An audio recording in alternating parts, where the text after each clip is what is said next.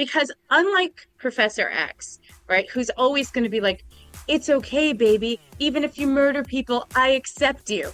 That's not who the rest of the team are. Like, Yeah. they're one of the issues that Professor X has is that he's an enabler.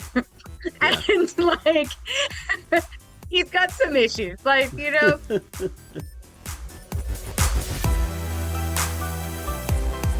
Welcome to Certain POV's Another Pass podcast with Case and Sam, where we take another look at movies that we find fascinating but flawed. Let's see how we could have fixed them. Hey everyone, and welcome back to the Another Pass podcast. I'm Case Aiken, and as always, I'm joined by my co-host, Sam Alicea. Hi. And today, we are rebirthing a topic that we have discussed on the show, the X-Men franchise. We're talking about the X-Men franchise today. And really, we're talking about kind of the end of the X-Men franchise. We're talking about X-Men Dark Phoenix. And to have that conversation, we're joined by Randy Allain. Great to be here. Thanks for having me again, Case. Wonderful having you back. And we're joined by also Kris Ingersoll. Absolutely stoked to be with you all. Thank you for welcoming me in. This is so fantastic. I'm so excited to have you guys on the show to talk about this movie because I think this movie, I was saying this before we got into the recording, is a perfect example of the fascinating but flawed mantra that we have for the show. I think that this has a lot of interesting things going for it. If nothing else, it's an X-Men movie, which, there's potential, like there's so much lore and canon to like draw on. Like there's got to be something interesting going on with it. But, it's also... it's not one of the great ones. It has the harm of coming out in the wake of Apocalypse, which kind of, I will say, I think Apocalypse is the worst of the X-Men movies. Full stop. So it comes in the heels of Apocalypse. It also comes after Logan, which is probably the best X-Men movie if you're considering it an X-Men movie, which you should, because it'd be wild if you didn't. So it's got a lot of things going for and against it, and the against it column is pretty stacked. Fans were kind of tuned out by the time it came out. By the time it came out, the Fox merger had been, I forget if it was finalized, but it was definitely announced. And so there was a pretty clear understanding that this was the end of the X-Men franchise as far as things were going. On that note, why don't we kind of just talk about our experience with the X-Men franchise here? Like, I'm really curious to know. Actually, I should take a step back even before that, which is you, our guest. I have not given a chance to say who you are. Randy, you've been on before, but why don't you remind the audience? Yeah, so my name is Randy Allain, and I am one of the hosts of the Media Lit podcast. The purpose of our podcast is to invite on as many guests as is humanly possible and talk about some of their favorite media, whether we're talking television episodes, film, albums, etc., and treat each of those pieces of media like they have value, like they have worth, like they are worth our time. And we try to get to the bottom of why these properties mean so much to our guests. Sometimes we go with a property that means a lot to us. Sometimes we're discovering something new for the first time. But at the end of the day, it's less about hot takes. It's more about connecting with our guests and getting to know ourselves and each other a little bit better. So it's been a really great experience. Yeah, it's awesome. I love the Podern family that has evolved, the community of podcasters out there. Now, Kris, you are his co-host, but who are you? Hi, I'm Kris. I'm Randy's absolutely grateful co-host. He brought me in a little bit more than a year ago to join him on this venture that is Media Lit. And man, I just love stories. And that's what we love to celebrate over there, the stories and the way they connect us, the way they affect us. I'm also the co-host of the Batman by the Numbers podcast on the Pop Break podcast feed. Usually you can catch us once a month talking all things Dark Knight. We like to do drafts. We like to do rankings. We'll do some film deep dives and reviews. This year, as appropriate as it is, we're in our world's finest era, and it's the year of Superman for us over there on Batman by the Numbers. And so we've done a ton of Kal-El exploration since January, and it's been a joy with my co-host Dan Cohen over there. Yeah, we have so much fun on that Pop Break network. I'm also on a little podcast called Pod of Doom over there, where we talk about Black Sabbath. And by the time this drops, we might be in the midst of podcasting about a personal favorite of mine, Beck Hansen. Whoa! So yeah. Nice. Now, here's a question for everyone. What is your experience with the X-Men property as a whole? So like all things X-Men. And I'm going to start with Sam because we have had a chance to talk some X-Men stuff recently on our bonus shows, Another Pass, because we talked about X-Men 3 on that one. But for the listeners who don't tune into those episodes because I know what the numbers are. Sam. Who don't listen to apps? How dare you all? No, it's fine. Well, I think like most people my age, I mean, definitely the X-Men animated series was a huge segue into X-Men in general. And then for me, there was a lot of stealing my cousin's comics, which was not something he was very happy about.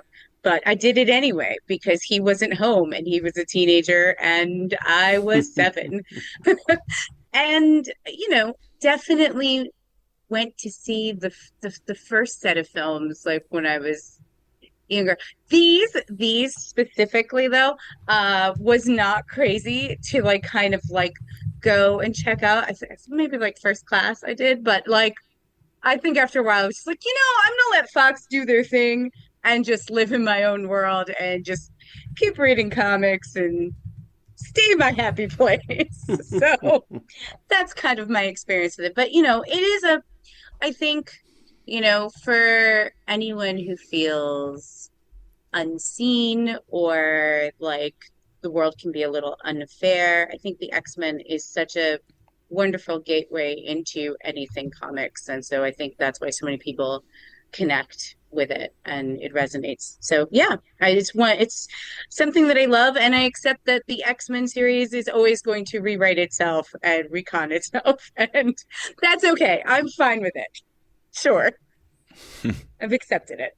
And I should note for the listeners who are not familiar with our past, our shared past, Sam and I are former cosplayers, and we used to do X-Men cosplay all the goddamn time. All the time. Who? All the time. Many a character. Sam has a dynamite Jubilee, and I have a dynamite Beast. Dope. Yeah, actually, Case was my favorite Beast out of all the Beasts that I've ever cosplayed with, because he's very good at physical comedy. You may not know that about Case, and maybe he's less likely to do it now. He might not be jumping on objects now, but he used to really embodied Hank. It was really great. Yeah, I have a very simian frame, and so it's very easy for me to get down on all fours and hop around and so forth.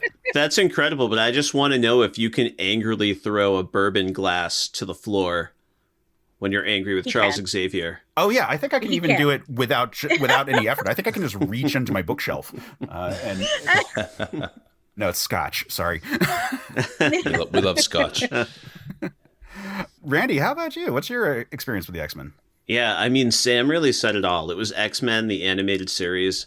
I think I probably started watching it because a friend on my soccer team was watching it, and I didn't have a big comics background going into that, but it captivated me. And it was a show that dug into these very adult themes, and it, there are some episodes that are sillier than others, but it often did not talk down to kids. And I found that really appealing, even as I was maturing and trying to understand what it was all about. Despite having some pretty strong nerd credentials, I've never really been a huge comics reader specifically. I own one X-Men comic from 1993, X-Men Unlimited issue number 1. Professor X, Cyclops, and Storm are like abandoned in Antarctica. This was my dad trying to meet me halfway on my interest in the X-Men. So the man took himself to a comic book store. That was June 1st, 93. So he must have picked it up a couple weeks before my birthday. And I didn't dislike it, but I think I didn't quite know how to interact with a comics world quite yet. Yeah, there's a lot of like format stuff that goes into there. I have friends who are like huge superhero fans, but like comics specifically don't go for it. And then like their comic books as a medium can work so well, but for other types of stories. But like it has been so possessed by the capes genre that like it's a really weird medium when you get into it. Oh yeah, absolutely. And yeah, it's been a film experience. I was so in on the first X-Men and X2. to see Jean-Luc Picard himself take on the Professor X mantle, to learn some of Magneto's backstory, and the way they really nailed that in the original X-Men movie, that introduction to how Magneto became Magneto. And then I was kind of in and out on the movies. They've been up and down, some great movies, some awful movies. And then more recently, X-Men 97 really reignited my excitement about the franchise. And I'll probably talk about that more today, because after watching that, this movie feels even more quaint in how it deals with some of its themes. Yeah. But yeah, that's my story. Cool. And Kris, how about you? Oh, I mean, quite similar. Kids of a similar generation, right? One factor I had going for me was an older uncle. My dad's brother is like 6 years younger than he is. My dad was a young dad to begin with. So I had like a teenage uncle when I was playing with action figures and video games. And so I experienced X-Men in the early 90s as this perfect example of the multimedia exposure you can get in this nerd world, this genre world, where I was watching the cartoon on TV and then finding these action figures amongst my uncle's pile of action figures and creating curiosity about who these interesting looking characters were, and then experiencing those same characters in the video game that I was playing, that wonderful 2D side scroller, X-Men on the Sega Genesis. And understanding that I could like interact with these characters in the TV world and the cartoon, and also be playing with the action figures and playing the video game, like really excited my young mind. The idea that I could really like I didn't understand it in these terms then, but the fact that I could sink my teeth into all this lore and just kind of like lose myself in this imagined world, escape this real world for a while through these imagined characters that seemed so ubiquitous. So then when I started to pick up X-Men comics, I found out how very true that was in this world in particular. The X-Men are limitless in their depth and the number of characters, the corners of that world you can choose to explore, the genre types scratches that you can itch through the X-Men, because there's so many different types. So despite not being deep into X-Men comics, I've always loved this world, and it's a really big part of what taught me to be a comic book nerd as a kid. So when the movies came out, I was ready. I couldn't believe that they were going to put the X-Men in live action on the screen. Yeah. I was just old enough to be disappointed in the aesthetic choices of that first film. I was like just old enough to want to see the comic yellow book spandex really come to life. Yeah. But that was also the advent of the DVD technology. And so I have this vivid memory of the DVD menu and like moving through the X Mansion towards Cerebro, and then the Cerebro doors opening, and there was like the DVD menu for that first X-Men movie. All of that was so interesting to me. Like I said, just interacting and being in that world. So I fell off long before Dark Phoenix, unfortunately. Apocalypse really was painful to behold, but I'm grateful to have revisited this world today. Yeah, and as for me, I mean, again, we're all of similar ages, so the X-Men cartoon was very formative. However, it was not my first exposure to X-Men, and that always threw me off a little bit, which is my first exposure because I was a video game kid, like a hardcore arcade rat. When I was a kid, was the arcade game, the 6-player X-Men arcade game. That was my introduction to it. And so I was like, Wolverine, Colossus, hell yeah, Cyclops. And then the show came out, and I was like, the roster is different. This is weird. But I still loved it. And you know, remained a fan of the cartoon for a long time, really got into comic books in a lot of ways because of that cartoon, and just like all the cartoons of that similar era, like Batman the Animated Series and you know, the Wildcats cartoon and all these like things that were becoming popular in the early 90s, pushed me into comics. And I have that special type of neurospicy where if you give me something with a lot of lore to look into, I am going to go deep into that world. Yeah. And that became X-Men first, and then Spider-Man after that, and then Marvel Comics as a whole. And I'm just a giant comic book nerd in general, so that continued down that way. When the movies first came out, I was super excited about it. I loved so many things. I still hold up the first movie as doing a thing that I think changed X-Men forever for the better, which is that it actually made it a school. Like there was a class there, like there were classes of students who were young being taught by the senior members, as opposed to it's a team of superheroes at this one place. You know, there's 5 people being tutored by this old bald man in a wheelchair. Like that's not a school. But when there's many classrooms and they're doing all these things, like that was an innovation that that blew me away at the time.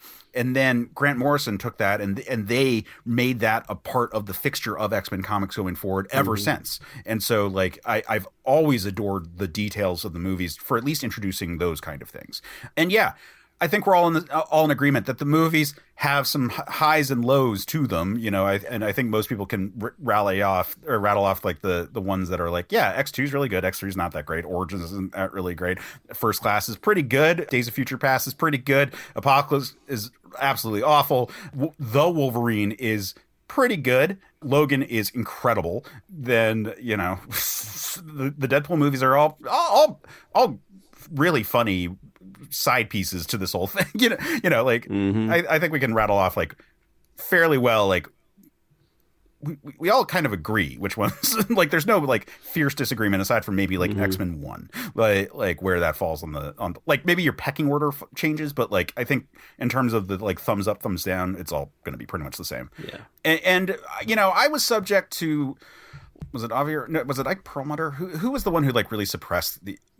I'm the person who would answer this question on this panel. I'm sorry. So when Disney acquired Marvel and really suppressed the X-Men because the Fox rights were held the X-Men, that I was subject to that just because like a lot of the comic books that were coming out at the time were pretty bad. You know, like there's X-Men versus Inhumans, and there was the whole push to replace the mutants in X-Men comics with Inhumans, and so I kind of like fell off a lot of the X-Men stuff, but I came back hard with Krakoa, the most recent run that has been going on, aka Fuck Island. It is like a wonderful paradise for the mutants to go to. That was just this fascinating status quo to run for about 5 years in the comics up until about a year ago. So been really back into X-Men there.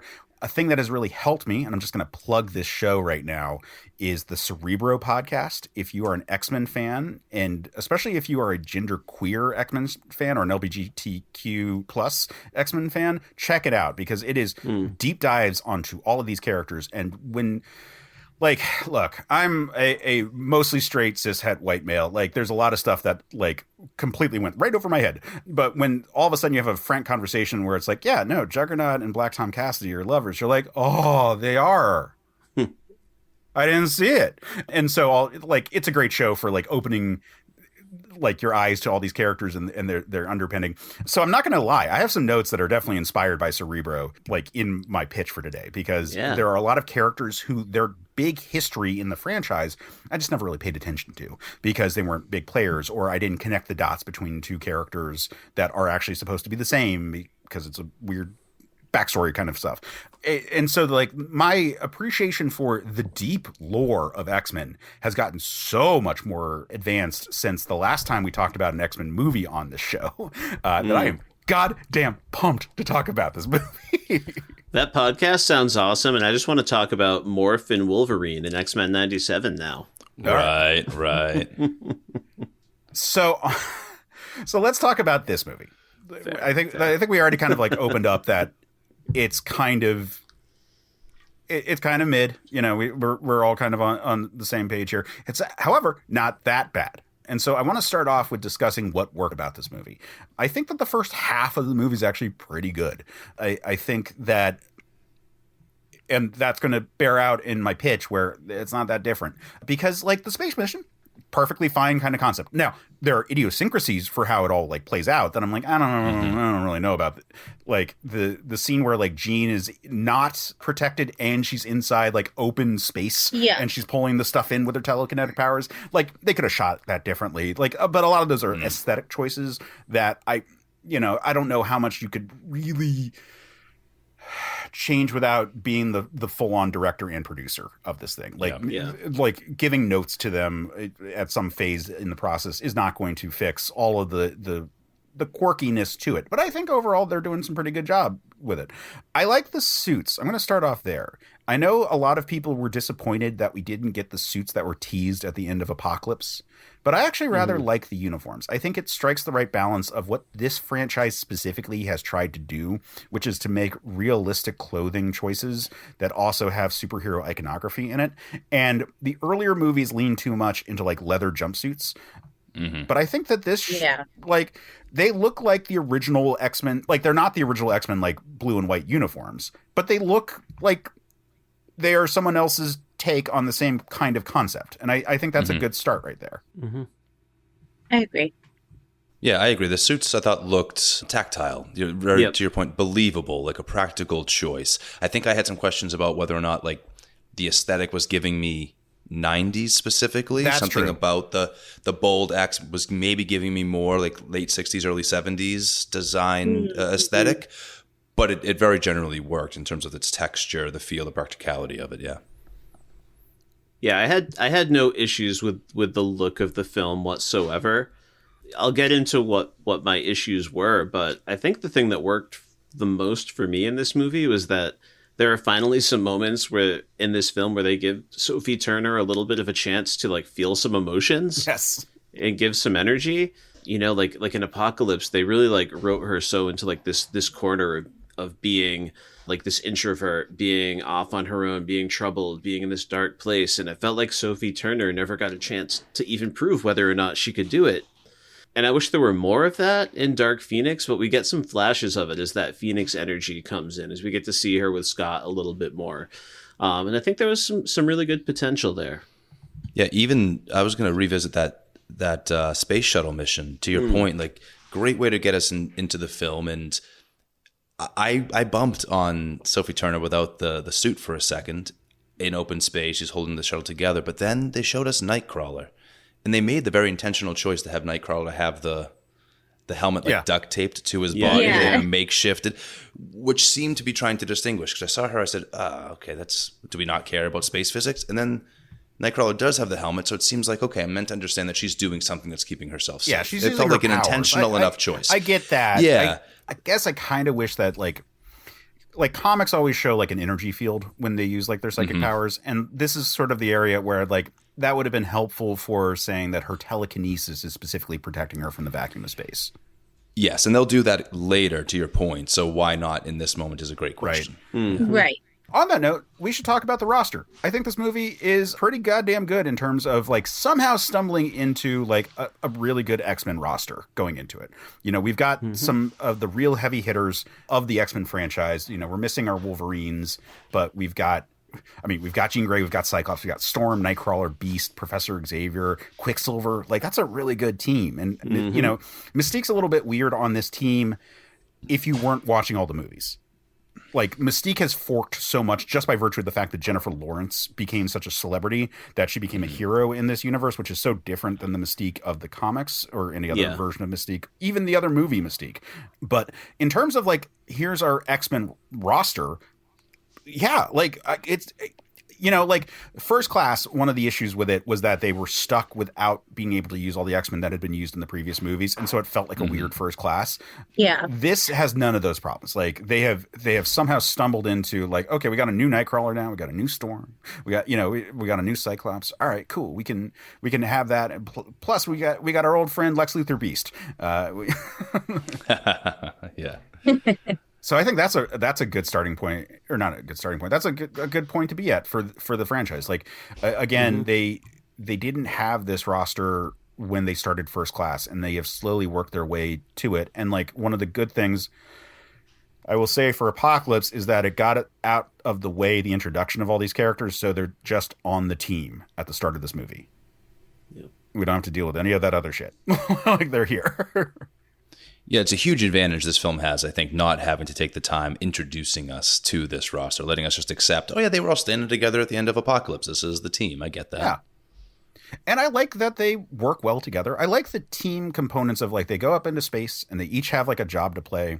I think some of the jobs don't make sense. Like Cyclops, like having like a little laser gun that he puts his eyes into, like doesn't make a ton of sense. But Luke like Skywalker under the Millennium Falcon. Storm, perfect sense.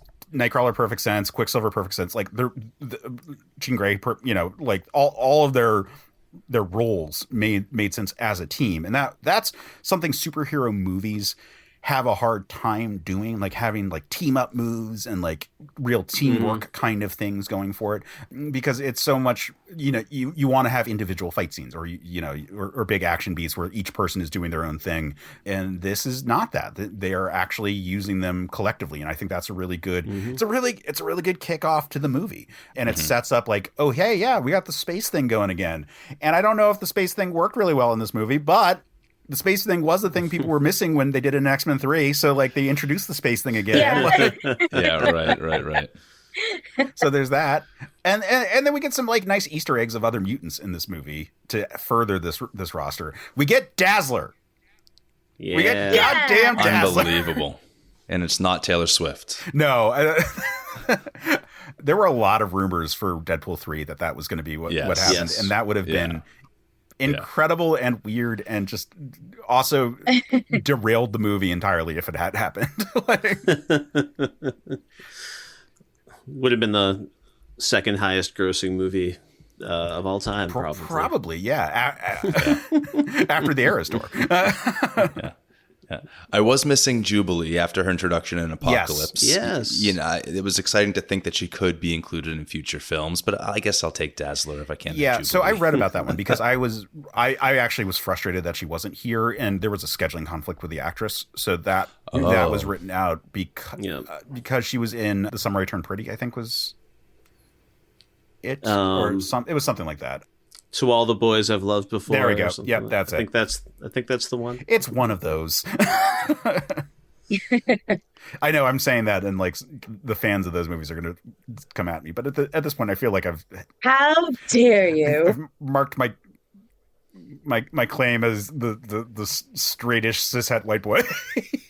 Yep. Nice. But yeah, we got Dazzler, and it's Halston Sage from the Orville. Like, she looks perfect for the part. I freaked out, and I don't remember the exact messages at this point, but I definitely was in communication with our friend of the show, Maddie Limerick, who is a giant Dazzler fan, because I was like, "Oh my god, your character's in this." So that's great. I like Genosha. I like the Magneto kind of safe haven space that it's cool. Like it's not Genosha from the comics or the TV show, and it's not other versions of Magneto safe havens, but in the movie world, and a thing that all of the movies have done for Magneto that I think is better in the movies and live action depictions than any comic book or TV show depiction of it is how his powers work in leaning into it being metal things that he moves. Because in the comics, at a certain point, it just became energy fields, and like oftentimes he would just move stuff, and it would be like, oh well, there's iron in the wood, or whatever it is, and or it's a magnetic field. I'm just like repelling you, or like I charged you with like a magnetic polarity or something to that effect. And I really like that Magneto's safe haven that he's constructed for everyone is out of like shipping containers and like old rusty metal, and it really feels like something that he fashioned himself with his own hands, doing the hand gesture thing that he does in this movie. But he still did it with his own two hands, and I think that's really cool. Like I think that the environment's great. I like the idea. I like it for this Magneto specifically. Like it feels like a logical progression for a character who apparently is like 60 something at this point in the world of the movie, because of the. We'll talk about the timeline stuff when we talk about what didn't work. Yeah. Listen, like Fassbender is just on another level in all of these movies. Like, he's never the problem. He's so compelling. I have one tweak that I would give for Fassbender in this movie, and that is I would have insisted that he gray his hair. Mm-hmm. Yes. Yeah, we did get another 10-year time jump here. That would make a lot of sense. Oh, I mean, just to make him look more like Magneto in the comics. Like, that's a big part of his look. Like, Xavier's fully bald now. Like, we've got a really authentic looking Xavier. Magneto, he looks cool in this movie. But man, white hair, and instead of him wearing like all black, I would have had some red on there. Like, have a red shirt and have the helmet be red, and then he can have that cool duster that he wears. Like, you know, like he looks cool. He definitely looks cool, but like just like throw some red in there. Yeah, I mean, they could have just like done some white as his temples too. You know, kind of just like he's graying, just a light smattering of it. You know, you don't have to like do the whole head. You know, because I know like there's. You know, sometimes actors don't want to dye their hair, and like sometimes they don't want to like live with the stuff in their hair for the whole like, and that stuff sweats out, especially if you're in a hot area. But like, I think it could have been very easy to just give him like some little graying in either the sides or maybe even his beard. You know, like something to wash off really simply, easily, and just kind of brush in really quick. I think that would have been possibly at least a compromise to Case's wishes. Yeah, but like I said, Right, it's a right. nitpick. I'm not really that worried about it. I think that Magneto overall works pretty well in this movie. I rather like his repeated like whose blood is that like scene. Like I think that's like good deliveries from him. Like as an interesting counterpart to Xavier. I think cool character in that regard. I have notes about his followers. I have notes about like everything from there. But like I think Magneto works really well. I think his location looks really good. It is so fucking funny when he and Sophie Turner are both like putting their hands out and mentally controlling the helicopter, or like doing like a face off of like who can psychic the helicopter more. It made me think of Dark City at the finale of that movie, where they just are thinking at each other. Yeah. Nice. Yeah. Yeah. No, I agree. Magneto, to Randy's point, he's never what's wrong with these movies. He's really excellent in the performance. The aesthetic does work. I also wish the helmet was red, but I do love what they've managed to do within this franchise regarding that helmet, making it this totem of a certain version of himself, right? This totem of blocking out all like the good messaging, the potential goodness that Charles might see. He's able to close himself in. This film plays with that beautifully in just that one moment, that one choice to put the helmet back on. And we know he's going to a certain kind of place. That doesn't work on its own. That does take the time that they've spent in this franchise to build it up. Since First Class, he has been a highlight of this new iteration of the franchise. Yeah. And definitely those two actors understanding their dynamic. Like you can tell that they always know their dynamic throughout this series, which has its ups and downs, clearly. But those two definitely understand like who they are separately as characters and who Charles and Xavier mean to each other. And so you never quite lose that, no matter where the plot seems to take us. Yeah.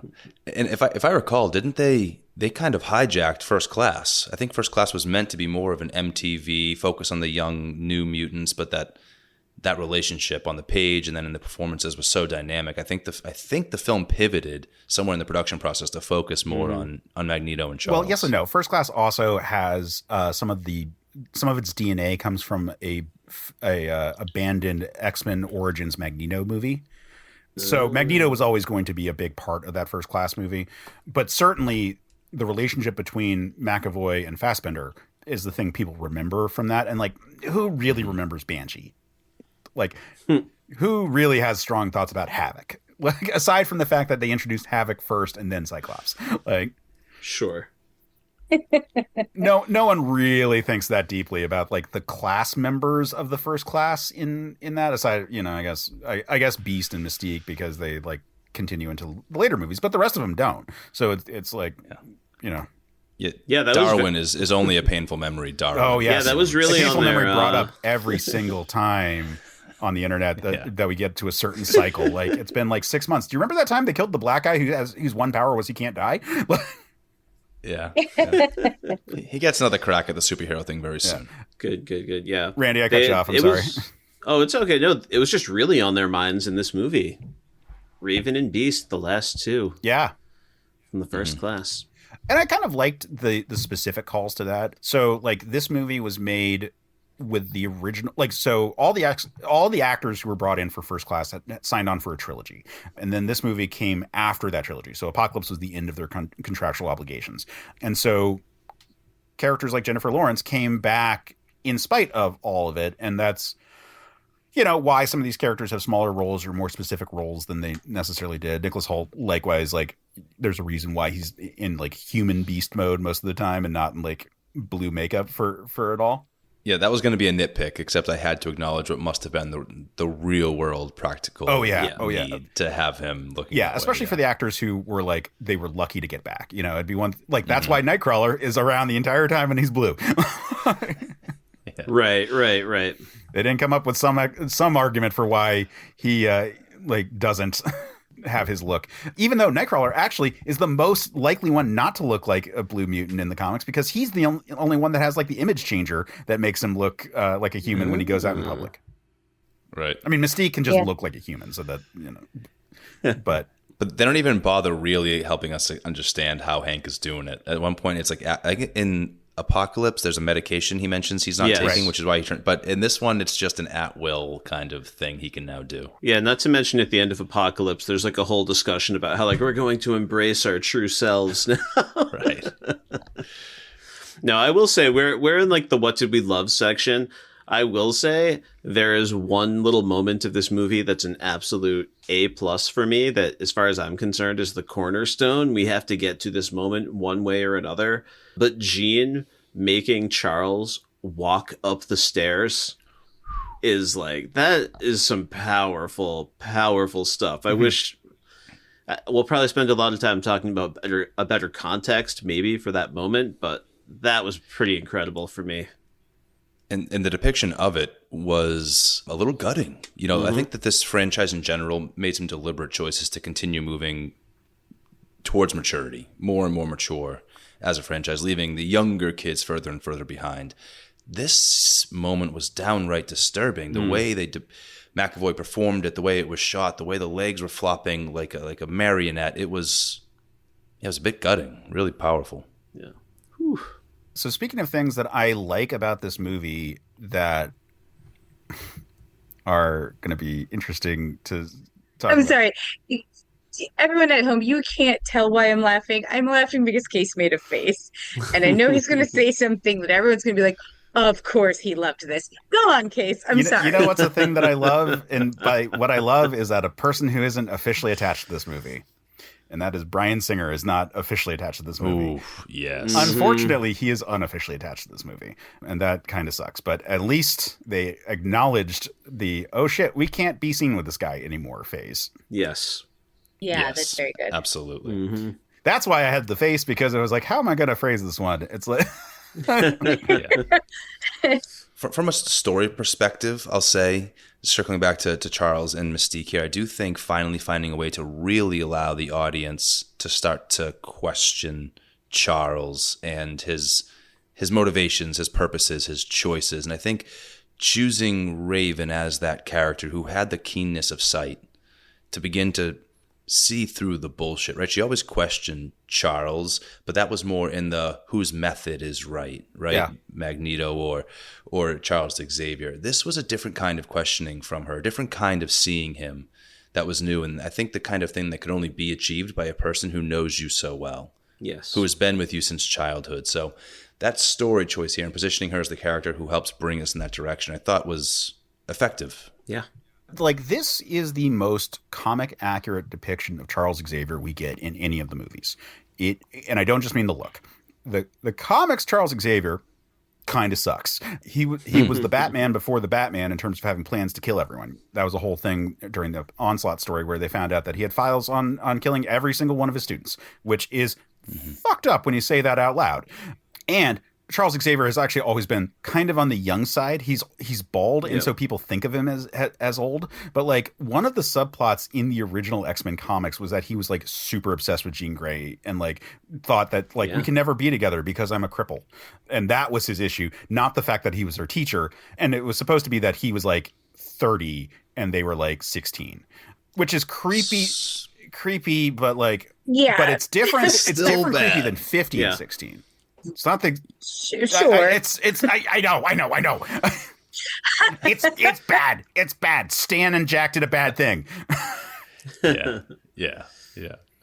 Really Stan, because Jack just drew it.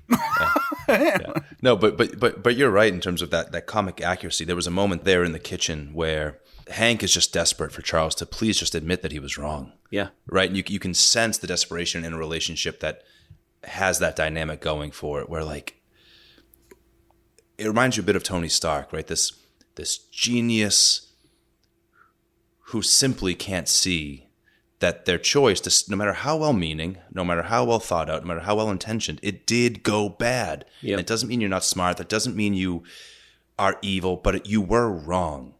And to see McAvoy perform Charles in that moment, so flippant, so surprised to be questioned. Like, what, Hank, where's this? You know, what?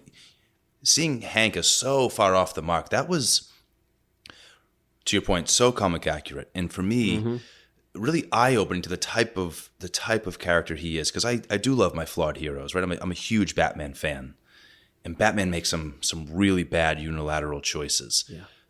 But Batman's the kind of character who's then burdened by that, constantly questioning whether or not he ultimately made the right choice, feeling the need to pay a penance to make up for those choices, a huge weight of responsibility. Not the same kind of flippant, deflective energy that you might get from a Tony Stark and that I saw from Charles Xavier in this moment.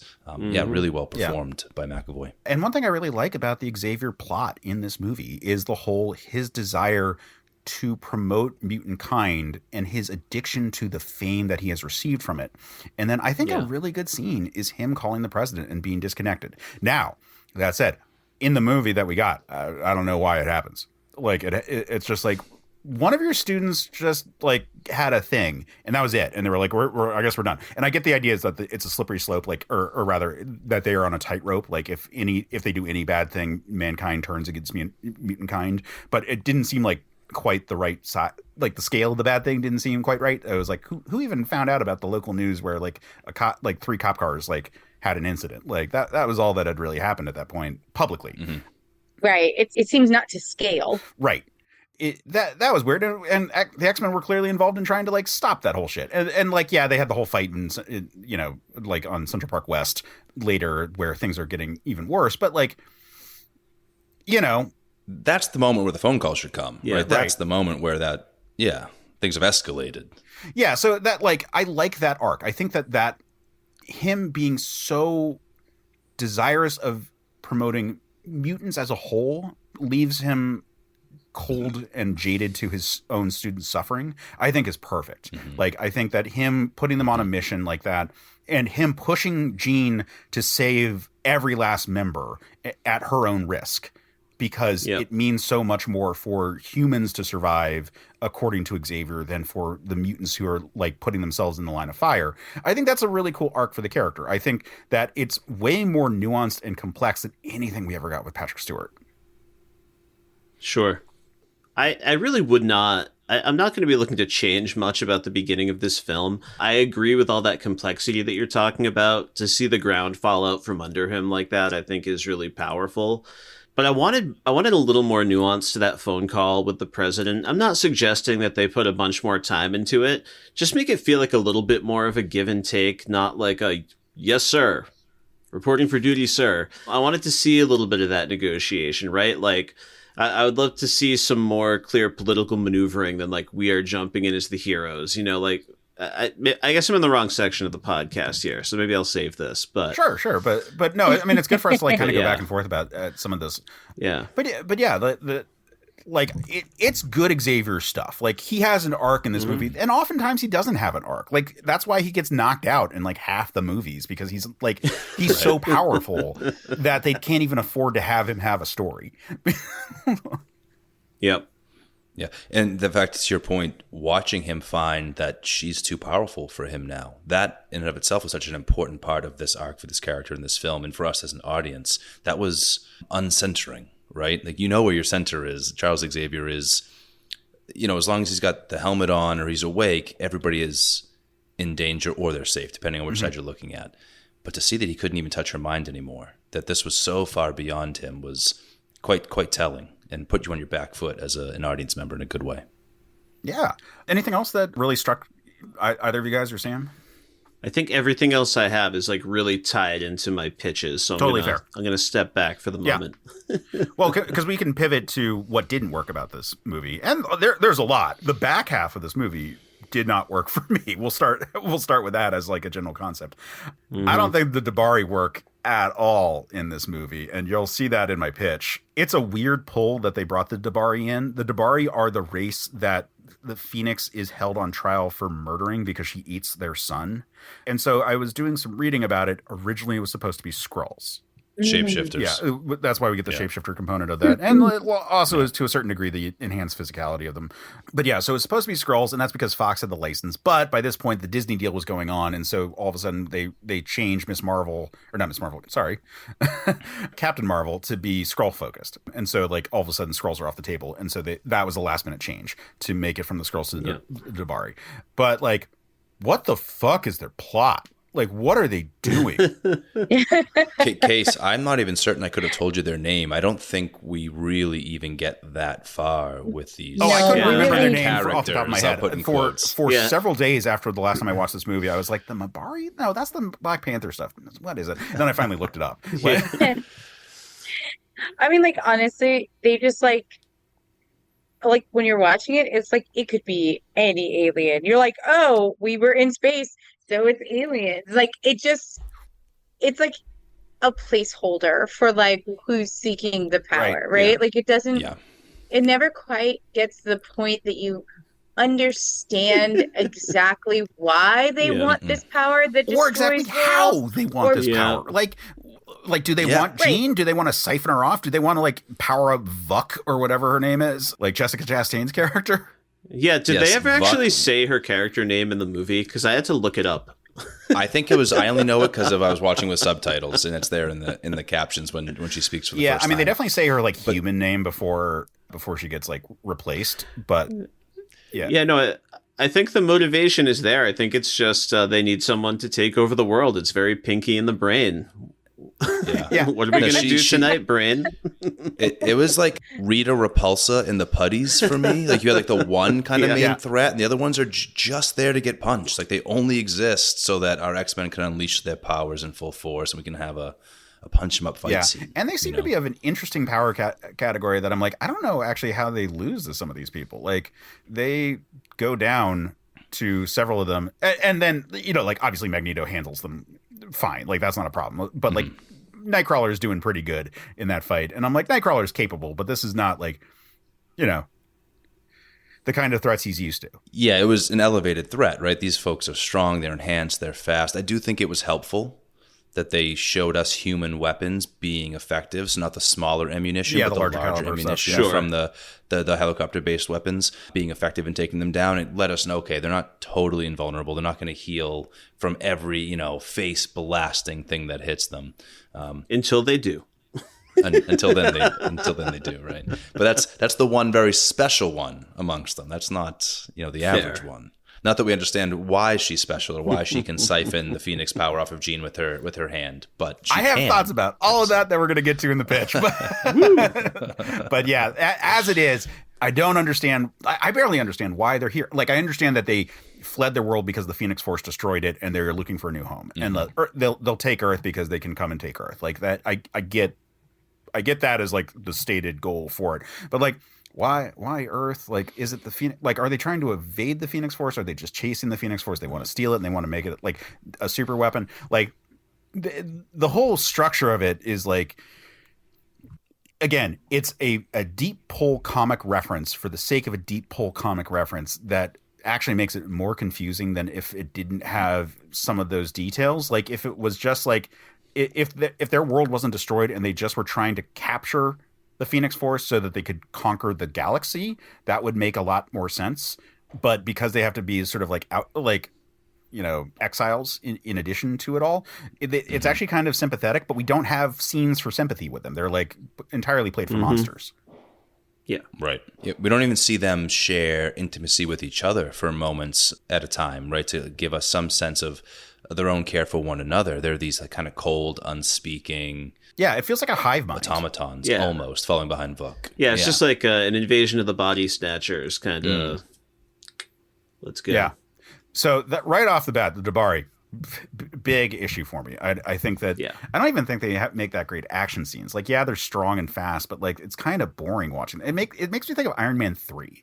Like with the augments that are fighting the Iron Man armors and that, and it's just CGI people that have no weight to them, just kind of running around and ripping things apart. And it makes for good moments when like Magneto and Storm are allowed to like really let loose, which they're normally not, because like we established that like they're not quite Omega level threat. Yeah, exactly. They are Omega level threats. like we established that like, yes, Phoenix is a tier above them, but like these are also on that like tier of like Storm froze space.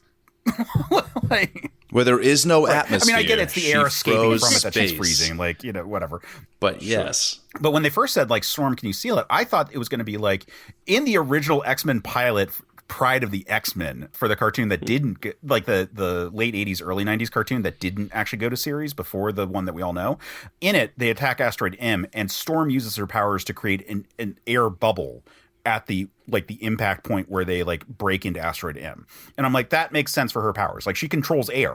So yeah, she keeps it from like, she's like fighting the vacuum with her powers. And then she like just kind of froze it. I'm like, okay, that's fine, but it could have just been Iceman at that point. You know, sure. Whatever. Bobby. Also Omega level mutant. Yeah, right. Because with the X-Men, the founders are either Omega level mutants or characters where like, it's nice that Angel and Cyclops have stuff to do. Yeah. But even to your point, where some of that looked cool because Storm and Magneto could really unleash on these like punching bags of villains, there was a lack of emotional heft for some of them. Like Magneto, we've been with long enough, but Storm, we've barely really heard her speak, right? To really understand her motivations, her challenges, her wants, her needs, her insecurities. But the most unsuccessful, I thought, of the action scene in that moment was Nightcrawler. Yeah. It should have been so moving for us to watch him just get fed up with all the violence. I have notes about that. Get fed up with all the I have so many death. notes about his faith not being a part of this movie at all. And like when he flips and actually starts killing people, that should be a big fucking moment, and he should be devastated afterwards. Yeah. Yes. Yeah. Yes. Yeah, he just goes feral. We should be like gasping when we see him do that. Yeah, he goes feral and it gets kind of tossed out. Yeah. Yeah, like I know Nightcrawler has this like swashbuckler reputation in the comics, and that includes like using a rapier and like doing those kind of like swashbuckly kind of moves. X-Men 97 does a really good job with that. Yes. But this version where it's just like knives, and he just seems like it feels like they're missing a Wolverine, and he's the most feral one that they have, minus Beast, who is too big of an actor to use in all the scenes that they need him to be in. Sure. And so it's just like, all right. It's a bummer. Like, they do some good teleporting stuff, but this is one of those areas where I will say to Bryan Singer praise, he's really good at doing teleportation fight scenes. It's a weird niche that he has, but every single one that he's involved in is great. Like, this is sorry. I know. It's weird. It sucks to praise him. The teleporting fight scenes are fairly good, but they're just not quite on the same tier. Well, that's the thing. Like, it's not a strike against the actor. Like, across Apocalypse and Dark Phoenix, like, Nightcrawler is just there to be a teleportation device. Like, they have no interest in him as a character whatsoever. And that's like maybe my other biggest complaint across both of these films is we're already in the Dark Phoenix saga, this epic tale, and we've spent almost no time with these characters like as beings who should care about each other. You know, like, we know that they went to the mall in Apocalypse. I would have preferred to see them hanging out at the mall to Quicksilver trying to do a bigger version of, you know, his time-stopping tricks back in Apocalypse. And, you know, there's like a kind of sweet little, like, hand-on-the-shoulder moment between Scott and Jean early in the film that, like, I kind of bought. And there's enough lore that I have floating around in my brain to fill in the blanks. But yeah, like, give them something smaller to do first. But yes, it's this weird like mix of like two overlapping trilogies almost. So it's hard to do. What you just said is so spot on, Randy. We've got a bunch of lore floating around so we can fill in the blanks. If without that, very few of the character choices we see as this film jumps right in make a ton of sense. Even with that 10-year time jump, it makes it that much worse. Like, this is a couple now who theoretically fell in love as teenagers. They've had 10 years together. Let's talk about the time jump here, because I don't think it actually works as 10 years have passed. Like, I think like what? So, because it doesn't work if you do First Class all the way through. Like, 2 movies work fine, but the second that you add in 3, all of a sudden we're talking about 20 to 30 years, because it goes 60s, 70s, 80s, 90s. And that is a giant time span for some of these actors. Like, like Fassbender, who, you know, we're dealing with the fact with the whole situation of being like time locked to Auschwitz. So like, you can't help but have him be stuck at whatever age he's supposed to be at that point. But like the actors, I took it that there's like an element of like comic book aging going on here, that like like there's like the 5-to-1 rule in comics that is supposed to explain the timing in comics, where like 5 publishing years equals 1 year in real time or in comic time, which doesn't work post 2000, but worked up through the 90s to cover like the time progression for characters. And that's how you could have characters like Franklin Richards grow up from the 60s to the 90s and be like a teenager by the time we get to like 9/11. Mm-hmm. It doesn't quite work for Dick Grayson. No. And Bruce Wayne. Like it works to condense 40 years into 10 years, or to 8 years, I should say. But it doesn't work for so many of the characters and specifics. It's just a big macro rule that kind of works for some characters and not for others. But like if you're looking at Spider-Man, or you're looking at Franklin Richards, or like some of the characters who have like specific time progressions that like are attached to their lives, like Spider-Man, we know started in high school, goes through college, by the 80s is a single adult, or not single, but like an adult living, on his own. So like we have that progression of a character. I think these movies are trying to do like a weird comic booky time thing. I don't think this is supposed to actually be 30 plus years after First Class. Well, that's fine, but they do give us at the beginning of Apocalypse 1983. Right. And this one says like 1990. In the beginning of this, 92. Yeah. 2. Yeah, it's like 9. So all I mean to say is that regardless of the aging, the physical aging of these characters, the relationships, like let's talk about Jean and Cyclops specifically. None of that weight of 10 years together is really borne out. They don't spend any time with us just living with these characters so we can see and understand 10 years of relationship having been built up. And that's I agree about your point. I'm sorry for the diatribe about the timeline thing. I think the timeline thing is dumb. Like, I don't fucking know why they did it. I just think that's what they did. Right. They couldn't even pencil a few extra wrinkles on Charles McAvoy to help us feel a little bit better. To your point, no gray on Magneto. Gray on Magneto. Come on. He's he can infamously still be white hair. Yeah, he can still be ripped. It's all good. He pulls it off. And there are other characters that you can like just excuse it away. Mystique can look however she wants. Sure. No issues about the aging, right? Hank is a beast, and who knows what that, over time. They really could. They only had to try with Charles and Magneto, and they didn't. And that would have been a nice help for all of this. If we're just rattling off some of the things that really didn't work for us, that were disappointments because of it, is it time to talk about Raven's death? Because Raven dying works for me. Mm-hmm. Mystique dying works for me. It didn't work for me in the moment. It didn't carry the weight, the emotional gut punch that I expected that it would. So much so that when it happened as I was watching, I thought somehow she was going to come back. When we were actually at her grave doing a funeral, I was like, oh, wow, okay, so we're really done with her in the franchise. She's dead. And I think it felt when she died like, I mean, it's ironic that it is the same situation as in X-Men 3, where Mystique is also at the same point where Rebecca Romijn was done with the franchise and was moving on. In this case, Jennifer Lawrence just felt done with the franchise and they needed to write her off permanently. And it felt too much like real world politics was getting in the way of the movie. Mm-hmm. Yep. Spoiler for my pitch. But one of the last things that I'm going to do in it is that instead of renaming the school the Jean Grey School, it's going to be renamed the Raven Darkholme School. Because hell yes. Like, if you're going to use the death of Raven as the plot that like drives this whole thing, that makes sense. Mm-hmm. Mm-hmm.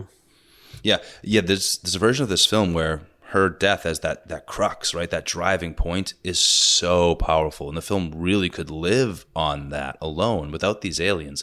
I'll get into that in my pitch. But as it stands, to your point, Case, you could just feel the real world politics of it. No way. Yeah, it's the same with Nicholas Hoult being human most of the movie. Like it just feels like that's the world, and the stars are getting to call the shots, and Jennifer Lawrence was done. Sam, how about you? Anything that stands out that you really like butted up against that we haven't talked about? No, we have covered almost everything.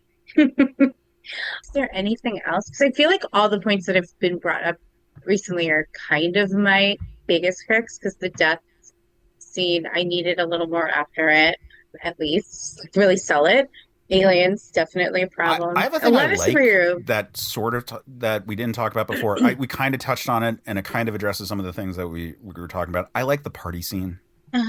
Like, I think that was generally good. Like, I talked about the Dazzler part, but I like the party scene. And I think that's a little bit of what we're talking about in terms of, like, the camaraderie of everyone and the school and all that. Like, a kegger at a school. Like, that's a great scene for, a superhero school. Like, cool. Awesome. Let's fucking do it.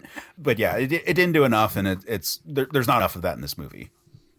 Yeah. Yeah, there's not enough of the just everyone being fine, happy, interacting, people together, like this real family. And I know that we've had 3 movies, 4 movies, we've had a journey with these characters, but because there's a time jump that Case very much pointed out does not work, we need to kind of establish where they are, and that would be okay with just a handful of scenes. Extending the scene with Scott and Jean, kind of letting them be more playful and letting her like kind of go overboard, which actually, like, now that I think about it, the 3rd X-Men movie did a little bit better, even in a short way, actually. Yes, sure. Yes, I know what you're going to say. Yeah. They actually did a better, like, kind of like moment, like, kind of going into like him, because he does kind of bring it back to like, I almost lost you today. Like, this is an emotional thing, right? This is in the script. I almost lost you today. And she's like, I know, but it's kind of patronizing, and she kind of just wants to focus on how she feels so freaking good, which I think is like a really good acting beat. I think they both did a really great job with that. But I feel like the moment is so quick, and we don't really get to see the characters interact with Jean as being different before we go right into the dream sequence and her realizing that her life has been a lie, and then totally losing it because of that, which is like absolutely a great plot. Like, this is like that's like a great plot point. But I think it would have been nice to have, which X-Men 97 also does this better, some better interaction between Storm and her. They are friends. They do know each other. There could have been a scene like where like she kind of snaps at people in the kitchen or something, and like Storm is like, wow, like, let's calm down. Give these characters a little more time to like talk and kind of give the audience the creeping sense that something is wrong with Jean. Like, kind of like enter in that feeling that you get when you're watching, which I hate horror movies in general, but those feelings you get when you're watching an alien like body snatcher movie where like everything's successful, we got off the planet, but like we kind of know that maybe something's up, and then someone starts acting funny and you're like, oh, and everyone's like, what's wrong with Todd, right? Like, there needed to be a little more of that, like, what's up with Jean? And so in general, I just wish that there was more room to breathe. Yeah. Right. So like those were my big things, because I think you kind of ripped off the Band-Aid on the thing that we actually haven't said, which is just the Dark Phoenix thing doesn't work in this movie. Like, we've just sort of taken it for granted that we kind of all agree. Like, the flip to crazy is just nonsense in this movie. Like, she just like goes bad, and everyone like treats her with like lethal force like almost immediately. That's it, Case. Flipping the switch. Kermie, as you were just Sam, as you're laying all that out, I'm sitting here thinking like, if they had just like taken some time to show us Jean breaking bad, then when the full complement of X-Men step out in full uniform for some reason to confront her at her dad's house, that would have made some bit of sense. To your point, Case, it's like full-on lethal force. I don't understand. I didn't even know they were all in the transport. I thought it was like just Charles with Hank and Raven going to try and have this talk down. Instead, it's the whole team in full uniform. That makes zero sense. Yeah. And I think also you've got like this whole like feeling of like, basically the movie wants the heavy lifting to be done of the flashback of your parents dying and Xavier telling you that he's put up walls, right? Like that is what it basically, they're like, oh no, walls are crumbling. Like, you're supposed to believe that she goes from 0 to 60 because these walls. So, like, basically the thought that, like, she could have gone ham on anyone at any time, even before she had been invaded by a space element, right? Like, this influence, this power is there, which makes her dangerous, sure, but it doesn't really send home why the rest of the team doesn't trust her automatically right away, right? Like, and so, like, that part of the movie doesn't work. So we need a couple of more establishing things, and we need her to not just leave, like, not leave the mansion just because she realizes that her dad is alive. She needs to leave because she had some sort of altercation where she almost hurt someone, and someone in the house was like, "What's wrong with you?" Yeah. She needs to leave because I'm like going into my pitch territory a little bit, but she needs to leave because of this reason, because then you've got a real reason, because she hears her dad, she realizes it, she like, that's still a good thing. I think the betrayal of her dad giving her up, the trauma of remembering, Xavier lying to her to protect her feelings, especially when you're an adult. Like, it's like, eventually there should have been a time where we had a sit down and you fucking told me that my dad handed me over. Like, all of that anger is so justified and so good, but the story amps up too fast with not enough emotional investment. And that is a big failing. Yeah. And then you have terrible villains that you're like, who are these guys again? Yep. Why do they care? Why do I care about them? And, like, what's the real threat? Oh, they're just gonna take over the earth and wipe us all out. Okay, well, whatever. That's like 1,000 generic villains. Yeah.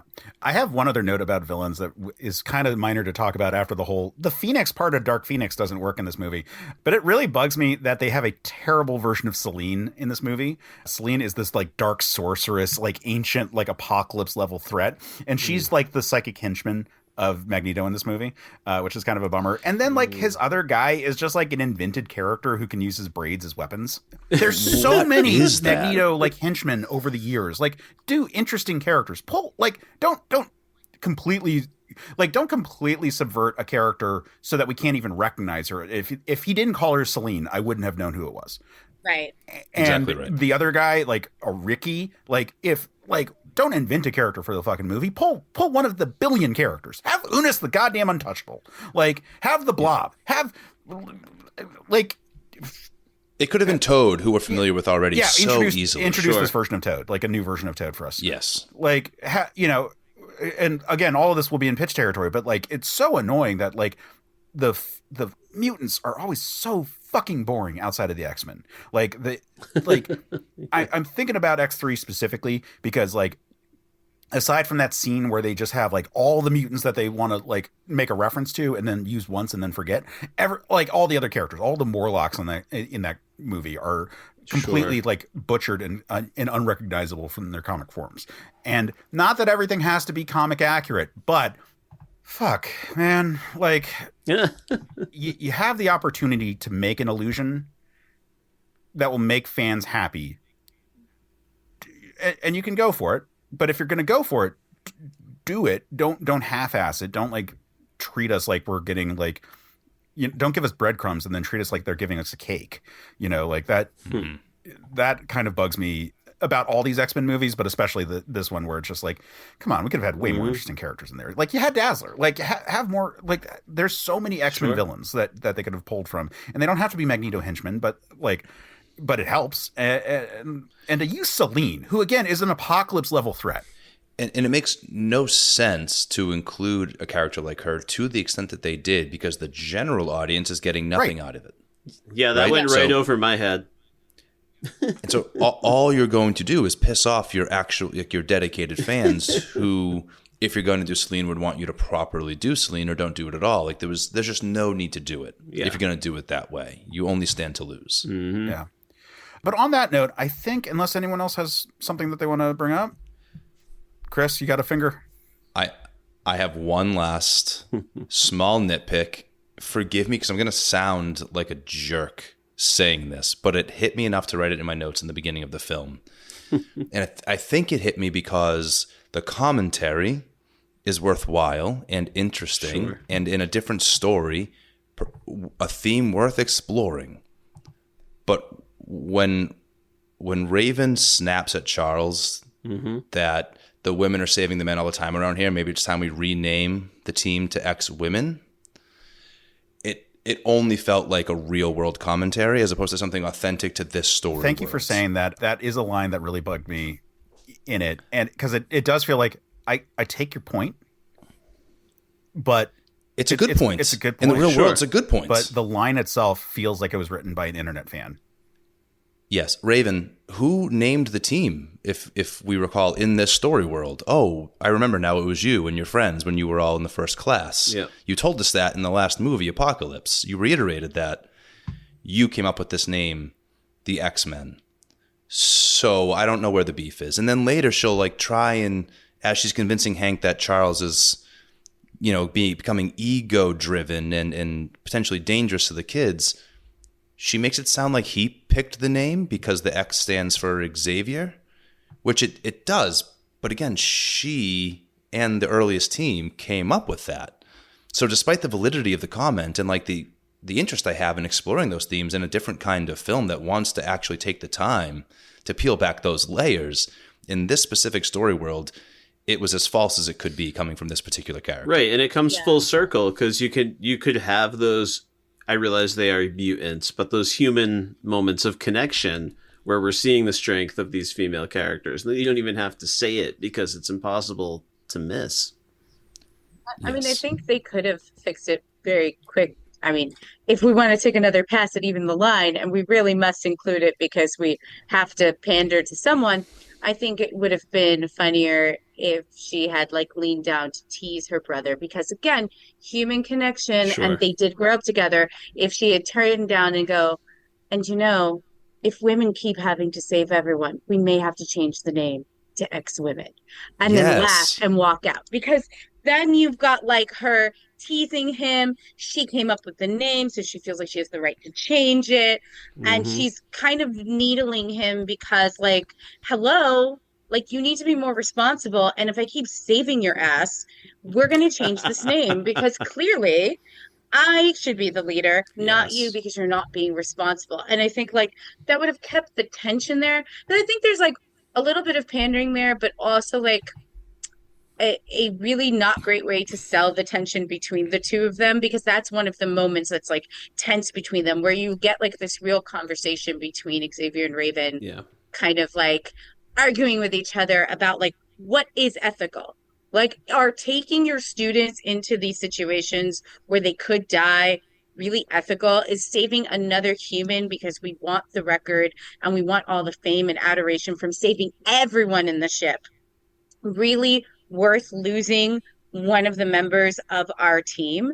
Like, you said no, they have to go back.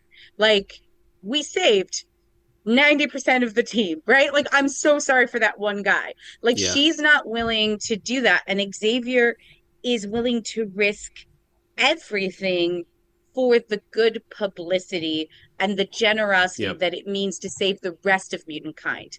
Like, the people that are on his team are expendable as long as it means that everyone in mutant kind continues to have good PR with humans and is not hunted down.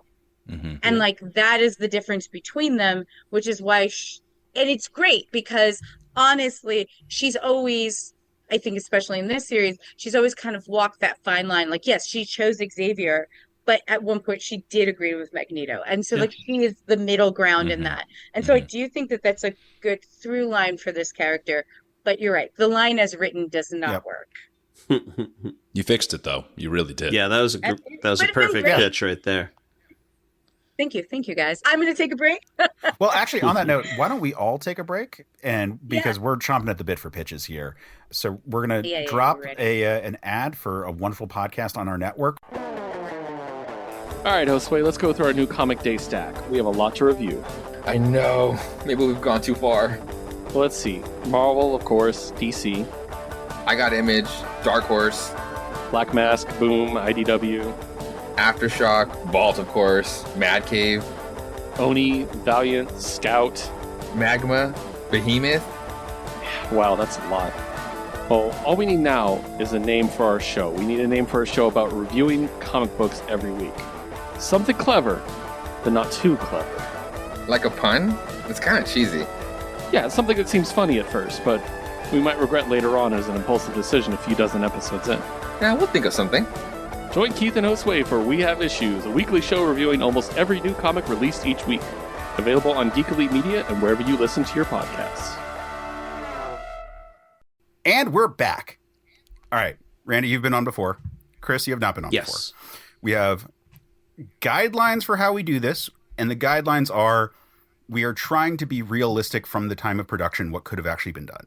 Now, you're allowed to state like where in the production process you are, like if you want to do a writing pass, if you want to do an editing pass, something to that effect. If you're a producer, but you know, be cognizant, like Jennifer Lawrence is not all of a sudden going to like back down on like some of the like lines in the sand that she had drawn. Yeah. And she's a huge star at this point, so it's not like you're going to be able to like bully her into it. So that's the guidelines for it. And then we have one rule, which is that I am not allowed to go before Sam. So the two of you are our guests. You may select the order that we are going to go, but I am just not allowed to go before Sam. So I can be second, I can be last. That's all going to be based on the two of you. So if you would like to Rochambeau or decide however you want to do it, who goes first? Kris, if you're feeling ready to go, I would love to defer to you. I got to go first the last time I was on the show. I was very cowardly pointing at you like you should go first. Sam can still go first. I just can't be the first one. All right. Yeah. Case just can't go first. Yeah, you know what? Let's have Sam go first because she was just really cooking on reworking that line, and I want to hear what else she has to say. Yeah. So I actually like a lot of the beginning of the film. I wouldn't change too much of it. Like the space thing, I think is pretty cool. I might still, I mean, like, listen, guys, I don't know if I would like to have, like, I know that she has powers and she can, whatever, protect herself, but I almost want to see Jean in a suit and, like, let it break, you know, because I love shattering glass. I think that would be such a cool effect. So I kind of want to see her suited up the same way as everyone else in an actual spacesuit and then go in there and, like, have this thing kind of, like, work its way into the suit, and I still think that's in the budget, so I think that that's fine. So I kind of want to do that. I don't really have any qualms that is done, but if that is not in my budget, let's say for the purpose of this, the budget's pretty big and a lot of CGI, so there's a lot of flexibility on that. It's not like they had a set that they had to use, right? I do think that like that would look pretty cool, and I think that it would help with the panic for everyone else in the ship. And then, of course, Kickstein stays in. Dazzler, of course. I would extend her time. Maybe I would extend Dazzler's time because I do love her so. And maybe she's the one who kind of like, with her parting, irritates Jean. Like, I want some more like around the house irritation. I want a talk down from Storm because Storm can be a very calming and cool character. I want to see some scenes where, like, you know, basically, you know what? This actually did work in X-Men 3. So I do think that, like, Storm calling out Scott for, like, being blind to how Jean was acting irrational would work really well in this film because it gives kind of, like, that way when they're going after her and Scott turns to Storm and is like, and I want you to come with me. There's like validation and like, I see what you see finally. And so I think that writing that out, because this movie's not that long actually. So we have some room like to wiggle in this beginning part to flesh it out. But I wouldn't make those scenes too long. I would kind of like do them in succession, do the whole dream sequence, blah, blah, blah, blah. So keep that stuff the same. But for the death specifically, it's fine. Jennifer Lawrence can die just how she died, as quickly as she did to get out of it. But we need a body double so she doesn't have to spend any more time on set. And I need Jean to turn around and look specifically at Scott, because that is her person, and say, it was an accident. And then have someone else on the team, and then have him say, you killed her. Because that's going to be more devastating from him. And because I think that he actually did a really good job in his like scenes, like I almost lost you. I think he can pull it off. I feel like he can pull off the crack in his voice and this astonishment, because unlike Professor X, right, who's always going to be like, it's okay, baby. Even if you murder people, I accept you. That's not who the rest of the team are. Like, one of the issues that Professor X has is that he's an enabler. And like, he's got some issues, like, you know. So, but I think like having like him say like, you killed her. You murdered her. And then we can have someone else. I mean, you could, like, first of all, let's insert some religion right here.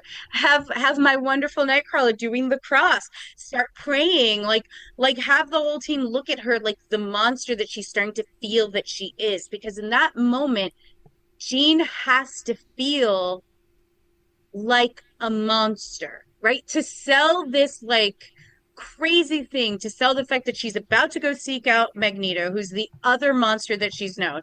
We have to know that she knows she's a monster. So I feel like that will give us more emotional gravitas going into the latter half of this film. I'm gonna be honest with you guys, I'm gonna leave fixing the villains to you, because I had no idea what to do with these aliens, because they're so nondescript to me. And I really feel that a lot of superhero films fail me when it comes to villains. And even the best superhero films do that. Like Guardians of the Galaxy is one of my favorite. And I still think that although the dance battle is cute, you've got such a cool character who does almost nothing till the very end. Yep. And it is very frustrating for me. And I get it, because it's a team building movie. But this movie needed a stronger explanation for why we wanted the power and what we were planning to do with this power, right? Like we have this line, throwaway line, I think Kris mentioned it before, like, this has come to seek you, right? Like, why? We never go back to that. We never go back to whether or not these aliens were following this power to basically like find a person who could harness the power to then use that person, which actually I think would have been like a better kind of thing, because it's really weird, because it feels like Jessica Chastain wants to take on the power, but there's also an exchange between her and one of her lackeys that if she's not strong enough, then we'll just kill her. Like, it's like, it's very, like, it's weird. And so I feel like the film doesn't know what it really wants with this power and what they want with the power specifically, other than destruction. And that's just not a good enough motivation. So like, if it's about dominance in the universe and finding the right, I think if they treat Jean like she would be a vessel that they could use. Sure. This is a better idea. Like, this is a group of people or a group of aliens who have been following this power because they know that the power is looking for a vessel. Maybe they used the last vessel up. I don't know. And they're following this vessel, and they finally found a candidate, but they have to test her to make sure she's strong enough. And then once they do, how they're going to test her is by destroying the Earth. That's the test, and then they can take her somewhere else for their galactic war.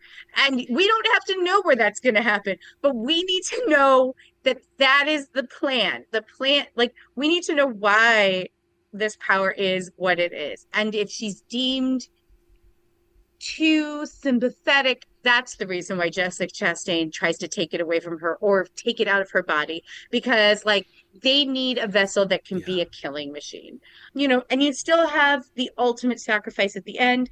I think that's fine. I think Scott trying almost dissolving and not dissolving is great. Great nod back to when Scott dissolved in the last series, but it doesn't here.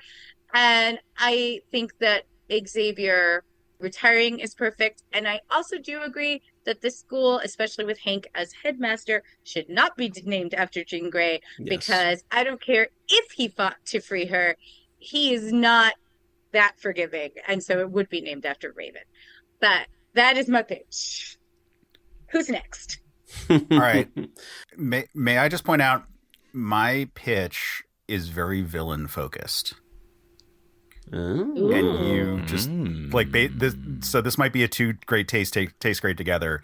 If you guys don't mind, like by all means. No, I think you should dive right in, because I know a tiny bit about Chris's pitch, and I think this is the right transition. Okay. Let me play a game with you guys. 6 Degrees of Kevin Bacon. Ooh. So, fuck the Dabari. I'm writing them out. It's too complicated to fit them in this movie the way that they have structured this movie. It just doesn't work. They're just like strange entities introduced that don't really feel like part of this world. Like the X-Men movies just don't have space in their blood the way that like other like the Avengers or something have. Like it's just not in these specific movies. Like the X-Men franchise, but X-Men movies, no. So I'm bringing back Kevin Bacon. And here is how we're going to bring back Kevin Bacon. So, at the end of X-Men Apocalypse, the teaser is about a man named Nathaniel Essex. And I always saw Kevin Bacon in X-Men First Class as a fusion of Sebastian Shaw, the character he's named, and Mr. Sinister, a.k.a. Nathaniel Essex, the mad geneticist who would be most likely to be at Auschwitz and experimenting on Magneto. And the way he dies at the end of First Class, where the coin is put through his forehead, is very similar to the diamond marking that is on Mr. Sinister's forehead. Yes. Yes. Wow. What a call out. The villain of this piece is now going to be Mr. Sinister, Nathaniel Essex, a.k.a. Sebastian Shaw, and in this time, a.k.a. Shinobi Shaw, pretending to be his own son.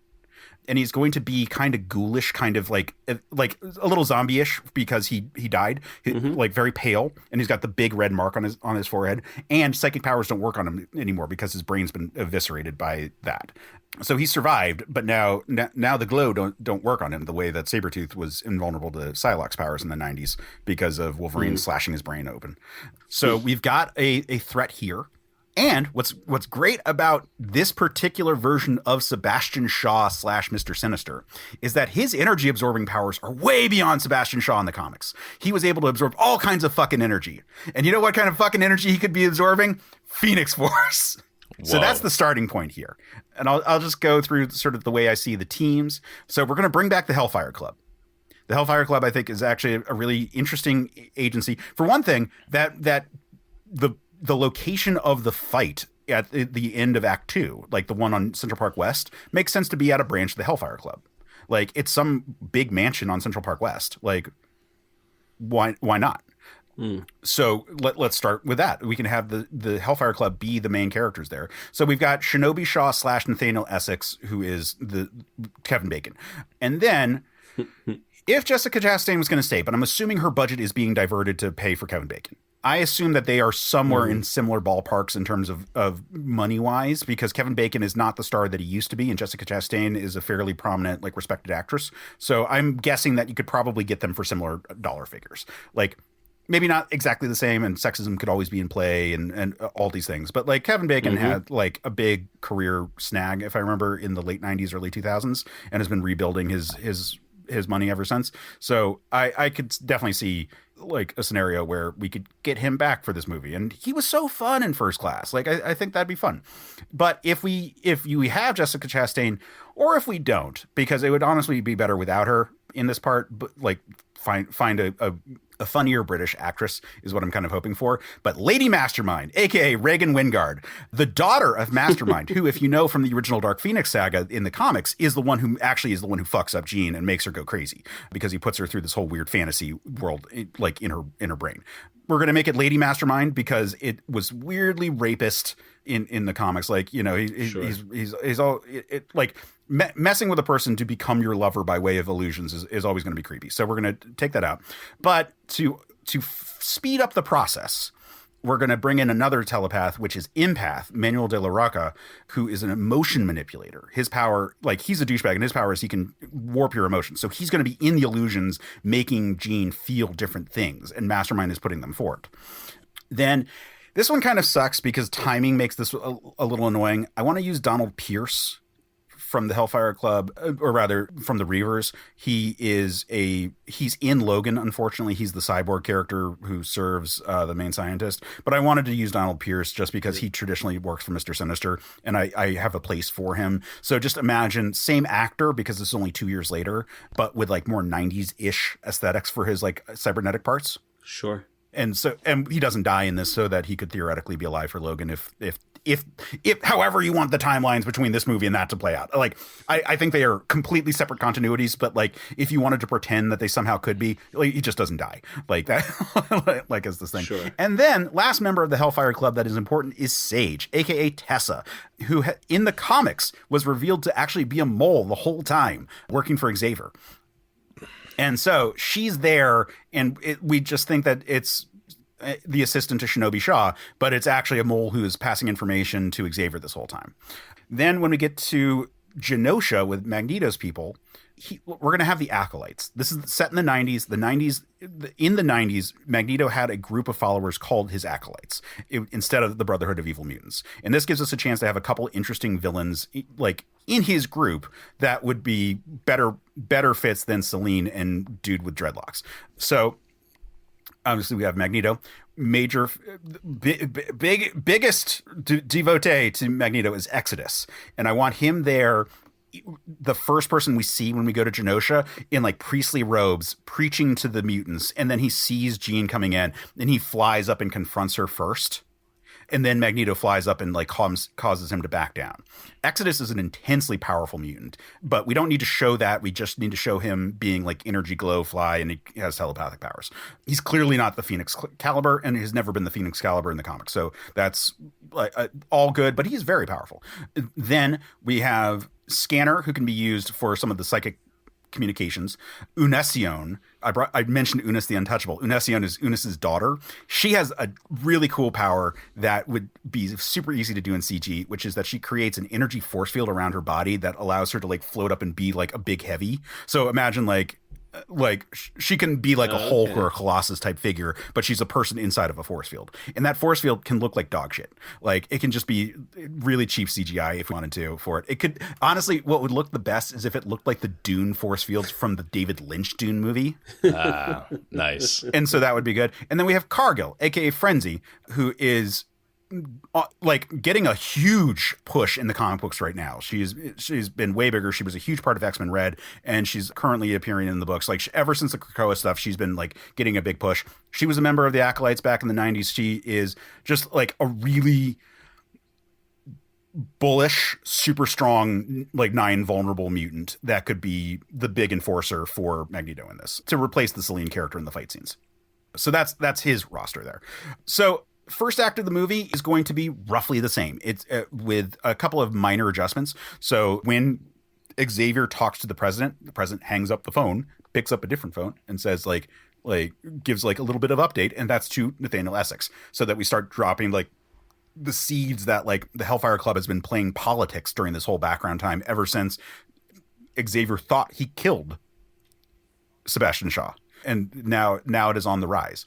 So we have the similar kind of, the space scene pretty much goes the same way. I really like Sam's like adjustments to some of the dialogue and to some of the reasons for the character doing thing.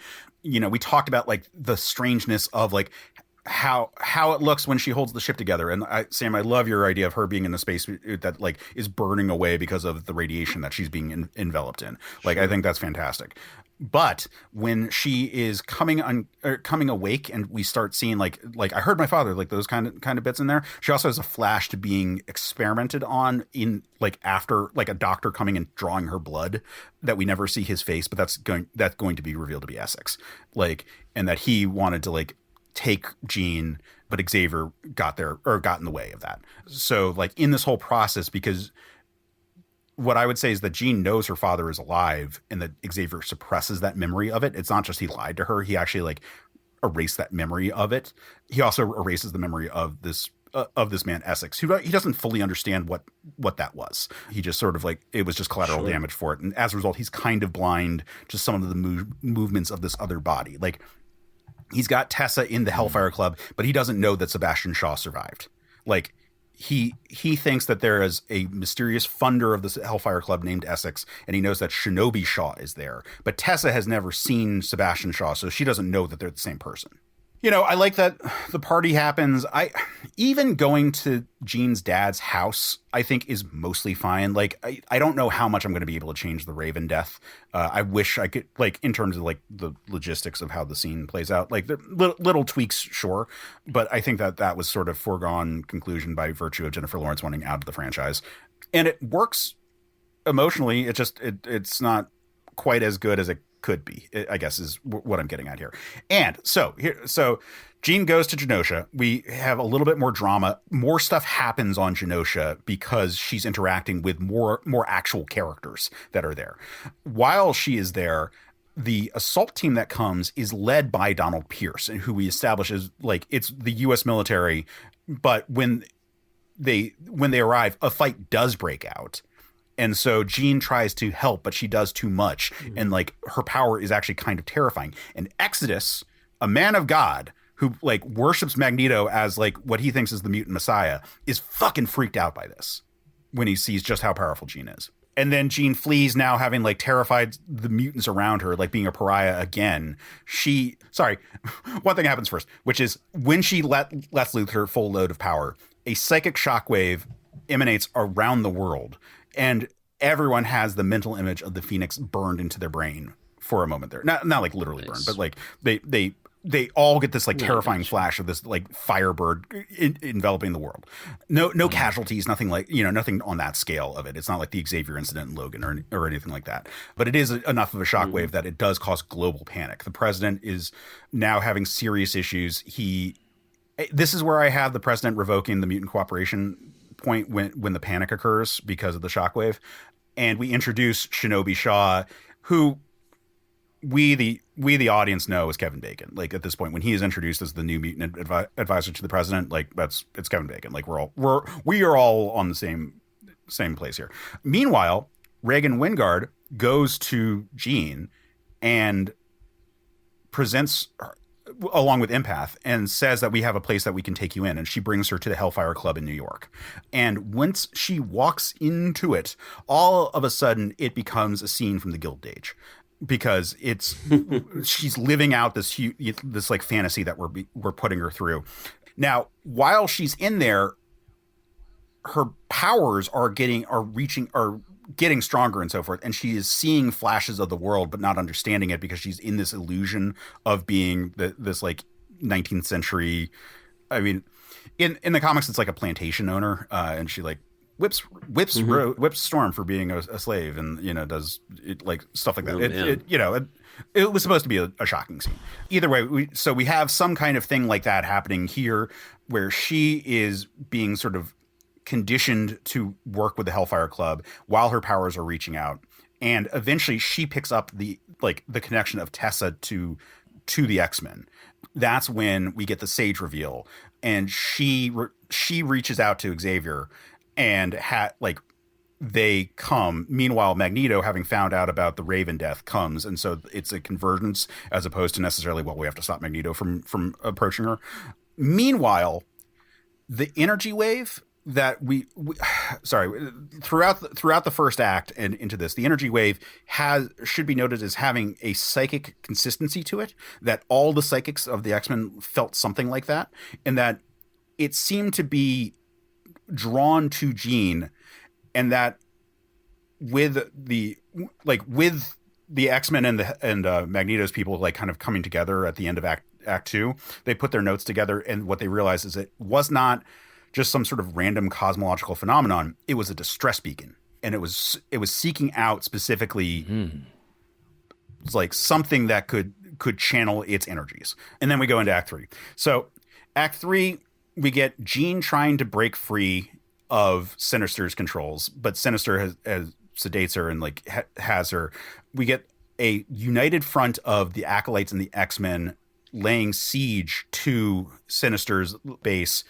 And we get to sort of play out the whole thing until ultimately we have Sinister having charged up with Jean's powers in a fight with Jean, and Jean does the overload trick that, you know, we want to say. He appears to have been destroyed, but is lost in the destruction of it all. And with Jean's body is starting to like burn away, like her terrestrial body starts to burn away, and she becomes sort of like an energy being of the Phoenix Force.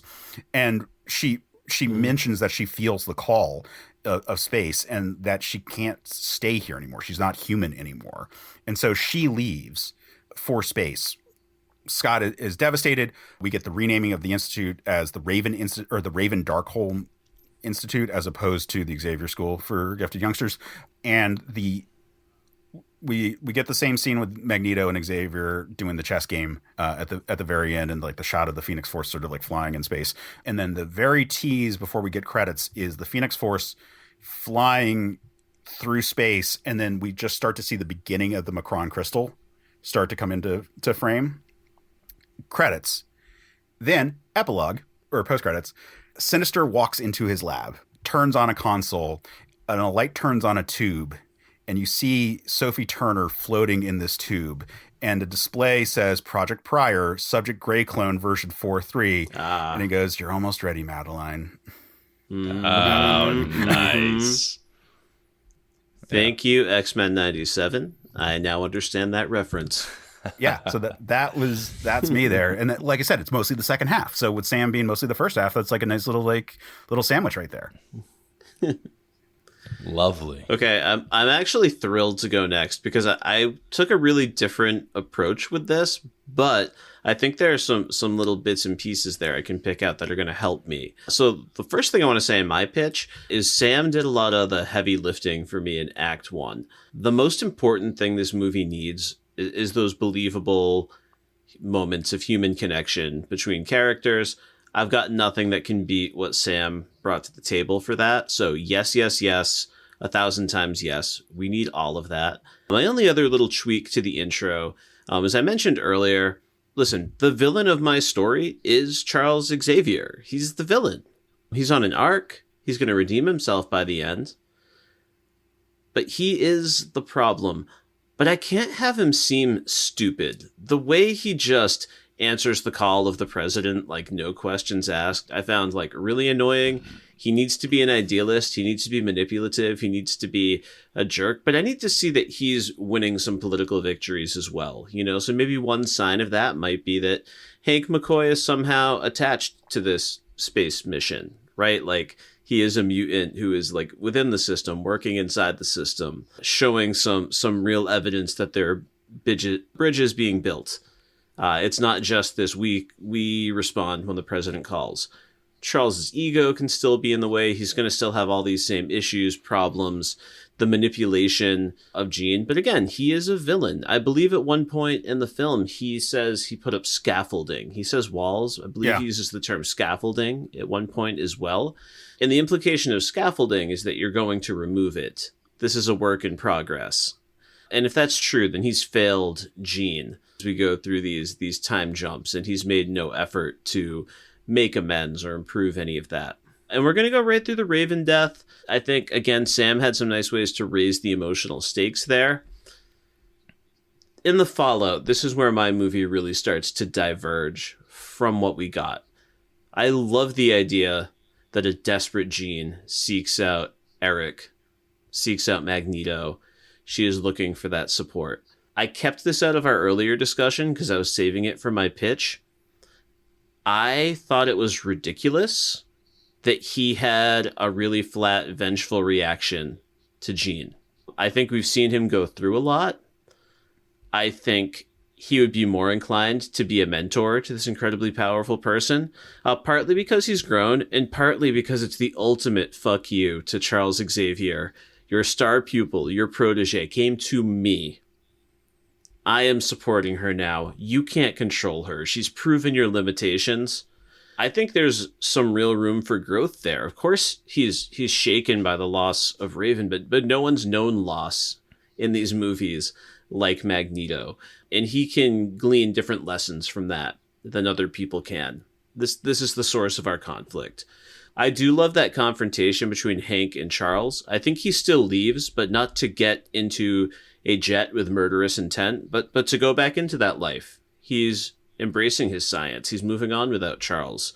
He's saddened and broken by Raven. He'll get sucked into the events later. Now, here's where I'm going to find a way to use Jessica Chastain. She's not a villain. She's not a villain. She appears a little bit later, and this is a representative of a broken race that's been devastated, that's been destroyed. She's here with a warning, with information. She knows that there is something on the loose in this world that needs to be stopped or controlled or freed in some way. She's there on a mission of goodwill. The problem is, Charles Xavier has burned all of his bridges. All of his trusted people are gone. Jean is off on this commune with Magneto. And as far as Charles is concerned, he's probably terrified that she's learning all the wrong lessons, that she's going to break loose of his control at all times. When he meets Jessica Chastain's Vuk or however you want to pronounce it, he's able to read her. They're able to come to this understanding. He's able to better understand some questions he's had about Jean and her mind and her powers in the past. And he gets a little too heavy-handed going to her aid when they show up at the commune. It gets ugly.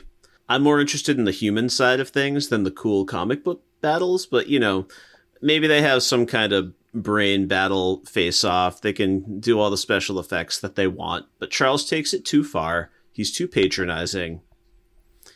And we do build to some version of that step scene I mentioned earlier. This is where she ultimately defeats Charles in this desperate moment, makes him walk up the stairs. But in my version, not only can he not access her mind, but she's grown so powerful that she fully cuts Charles off from his abilities altogether. He walks up those stairs, he falls, and he cannot access any of his powers whatsoever. He's completely broken. And he is now left to go on his redemption arc without that power to see into people's minds, without that unfair advantage he has in every human interaction he has with another person. He has to make amends and gain trust as a human being real, being raw, being honest, admitting fault. Meanwhile, Jean continues to wreak havoc for a bit because the other followers and people of the world believe that this alien threat is the problem. That's ultimately where we are heading towards the end of the movie. The reconciliation between Charles and Magneto is going to have to be really central, so it's really going to pay off that final moment at the end of the film. I did not have this coming into the pod, but I'm obsessed with Case's idea that the school needs to be named after Raven. That's so correct. I want to tack that onto my film as well. But yeah, I think that is the bulk of it. If I get a lot of studio notes insisting that I do not have enough battles, if they really force me to shoehorn something in there, maybe we can show the corruption of the human military force that's trying to suppress these mutants. We can uncover their evils and how they're misusing their power and their technology as a step toward getting humans and mutants on more even ground when all is said and done. I'm not super interested in that storyline, but if they need guns and battles and things blowing up, that's who I'd like the villain to be in that situation. So there you have it. That's my pitch. No one's the villain and everyone's the villain. I love that. She Firelord Ozai's him. Yeah, exactly. I was thinking the same thing, Case. Man, Randy, I love that. for many of the same reasons, I just love potting with you. We are on a very similar wavelength. I think that we are now going to follow the trend in a certain pattern This here. is going to be two great tastes that taste great together, creating a four great taste like a super sandwich, a Big Mac. The biggest Mac, Case. Because I too, like Case, I'm doing away with the aliens completely. Yep. I have no space for the aliens in my movie. I'm not interested in exploring the Phoenix as such a, in terms of its potential for action and power and a huge set piece. I'm much more interested in the emotional dynamics that come from this storyline. Yeah. I'm much more interested in the relationships we've spent a franchise building. And so, similar to Randy, my film is not going to have a singular big bad. I think there are certain concepts that we'll wrestle with, that will at times be the villain of our film. I think we'll see different characters making choices that we at times agree with or don't agree with, as everybody is arcing towards an ultimate resolution. But we're going to keep this really insular to our mutant population, with the tensions of humanity in the background. So similar to Sam and Randy, the beginning of my film, the whole first act is going to let the X-Men breathe a little bit more. I'm going to take that space mission and I'm going to sandwich it between a few other smaller moments of the X-Men in action. I want to see this team rescuing people, not necessarily fighting something, and not necessarily a big in-space rescue, smaller things, natural disasters, just being an aid to humanity in smaller everyday ways. Coupled that with more intimate looks at them at the school, what it looks like for this group that has aged up, that's kind of somewhere between the first class and the kids who are behind them. I want to live with Charles and with Hank and with Raven to understand where their relationships are at this point. I don't need a ton more from Jennifer Lawrence for this film. I need her character to be more present, the idea of Mystique to be more present in this first act, but I don't need more physical presence from Jennifer Lawrence necessarily. I definitely don't need more of her in the makeup if that's a problem. But I do need the audience to understand more about her importance as this bridge between mutants and humans, like this thing that Charles has always wanted so desperately, that she ultimately resisted for a while, but has, through her own just fortitude of character, found herself this hero, this one X-Men that a kid's holding the action figure of after a successful mission, right? We need to spend more time with the film establishing that idea so that when she does die, it is that much more important. It has ripples both within the X-Men and without, as the world reacts to such a loss, to this hero they've taken on as their own. So I want the first act to really live in the kind of establishing the current status quo, a relative peace between humans and mutants thanks to the efforts of these X-Men, this public-facing heroism that they've embraced. We'll have the space mission, we'll have the Phoenix come in. To Sam's point, I want to let that cook a little bit. I want to see this Phoenix simmer under the surface. I want to see the Jean that we've seen in the first half of the first act begin to change through that first act as the Phoenix takes hold. I want it to become to the point where the students at the school are scared and the general public is scared. And this becomes about protecting what they've established. And you can still have all this room for questioning Charles and having conflict about the way they go about this and sacrificing themselves versus the humans in order to achieve what Charles has in mind. But ultimately, it is what they've achieved that is at stake here. And so, for the second act, we're going to move our core X-Men. They're going to help Jean isolate away from the school, away from the eyes of the greater world population in Genosha. It's going to be this safe haven now for even our X-Men. That's a place where we can continue to explore the complications of this emotional dynamic that's building up. We have more time to let Hank spend time around Magneto and Raven. A mission comes. From Genosha, the team dispatches. Jean's not supposed to go. They all beg her to stay behind. She will not, of course. Yeah. Unbeknownst to them, she does go. She shows up in the midst of whatever this mission is. This is where we'll lose Raven. This much more public way. Similar death, similar circumstance, accident in the midst of things. But what I want the accident to be is a build-up in passion, of the Phoenix amidst this conflict. And because of her earlier mistakes, because of some of the tensions that have begun to simmer again in the background, there is a contentious human presence, maybe a protesty type of presence. And we'll have the Phoenix overreact to that. And we'll have Raven step in between and outburst. She'll step in front of the humans, and this is how she'll die. And so, again, it's a blow to the X-Men, but it's a blow to the human population as well. Jean goes away. The X-Men regroup back at Genosha. In the split here, Randy, I was right there with you. Magneto is actually prepared to be open-handed about this. Yeah. Magneto, in all of his growth, does not have the emotional revenge reaction, but Hank still does. Yep. Hank still does, and Hank will split off because he's hearing Charles still talk about his stupid, it's all about image and trying to, contain this thing, play PR as much as he possibly can, limit the bad exposure. That's frustrating to him. He's disappointed in the ally he thought he would have in Magneto, who no longer has the taste for blood. And it's clear to Hank there's only one thing to do here, and it's to eliminate the threat.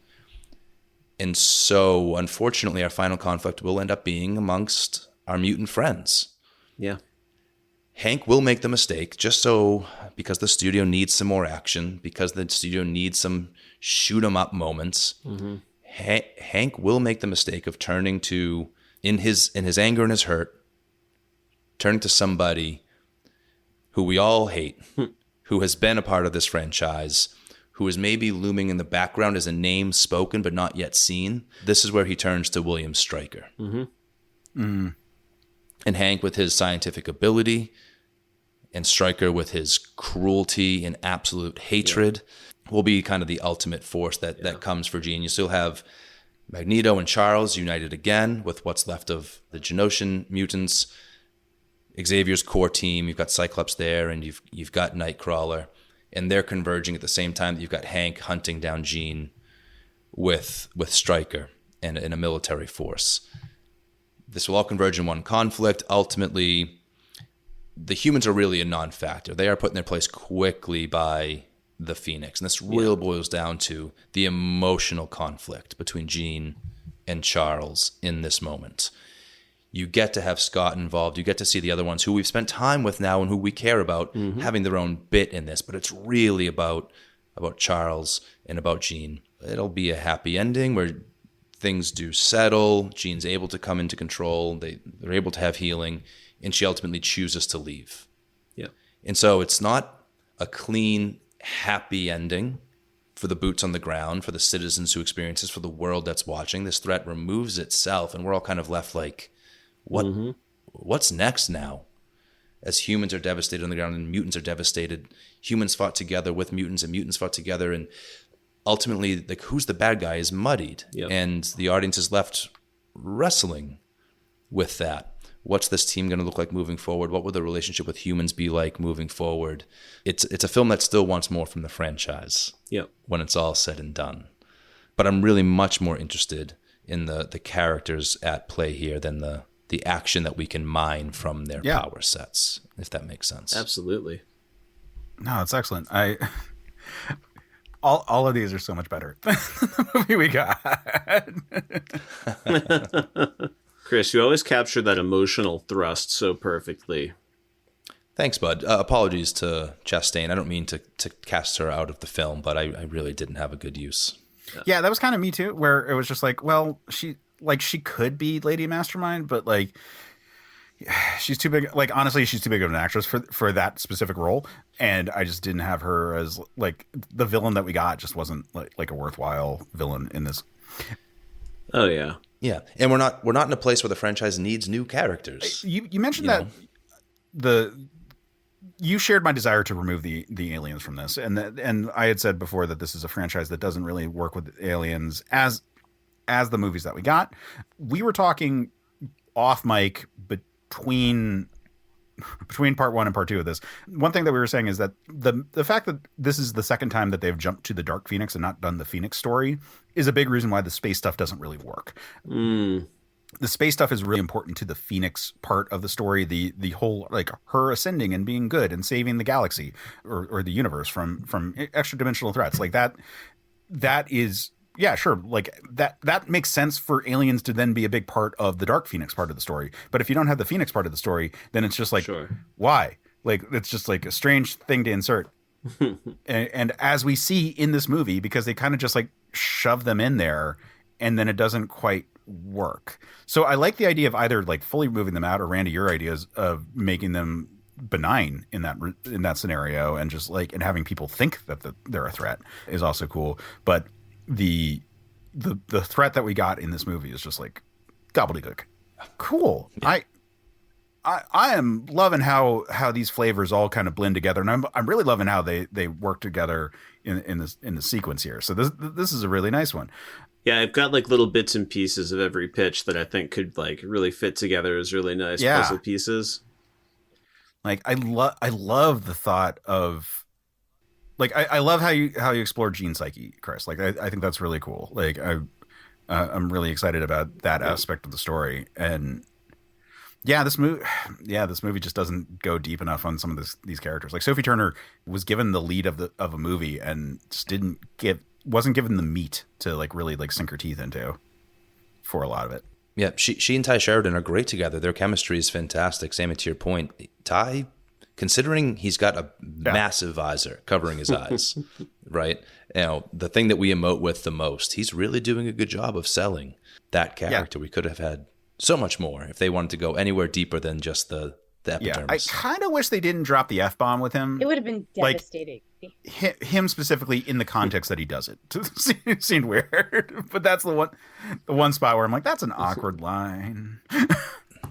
Yeah, there are a couple of choices that make like I said, mature the franchise to a point it doesn't need to. It feels like it's doing it to try and be like, look, we're edgy. We said shit. We said fuck. Yeah. Yeah. Beast is slashing guys.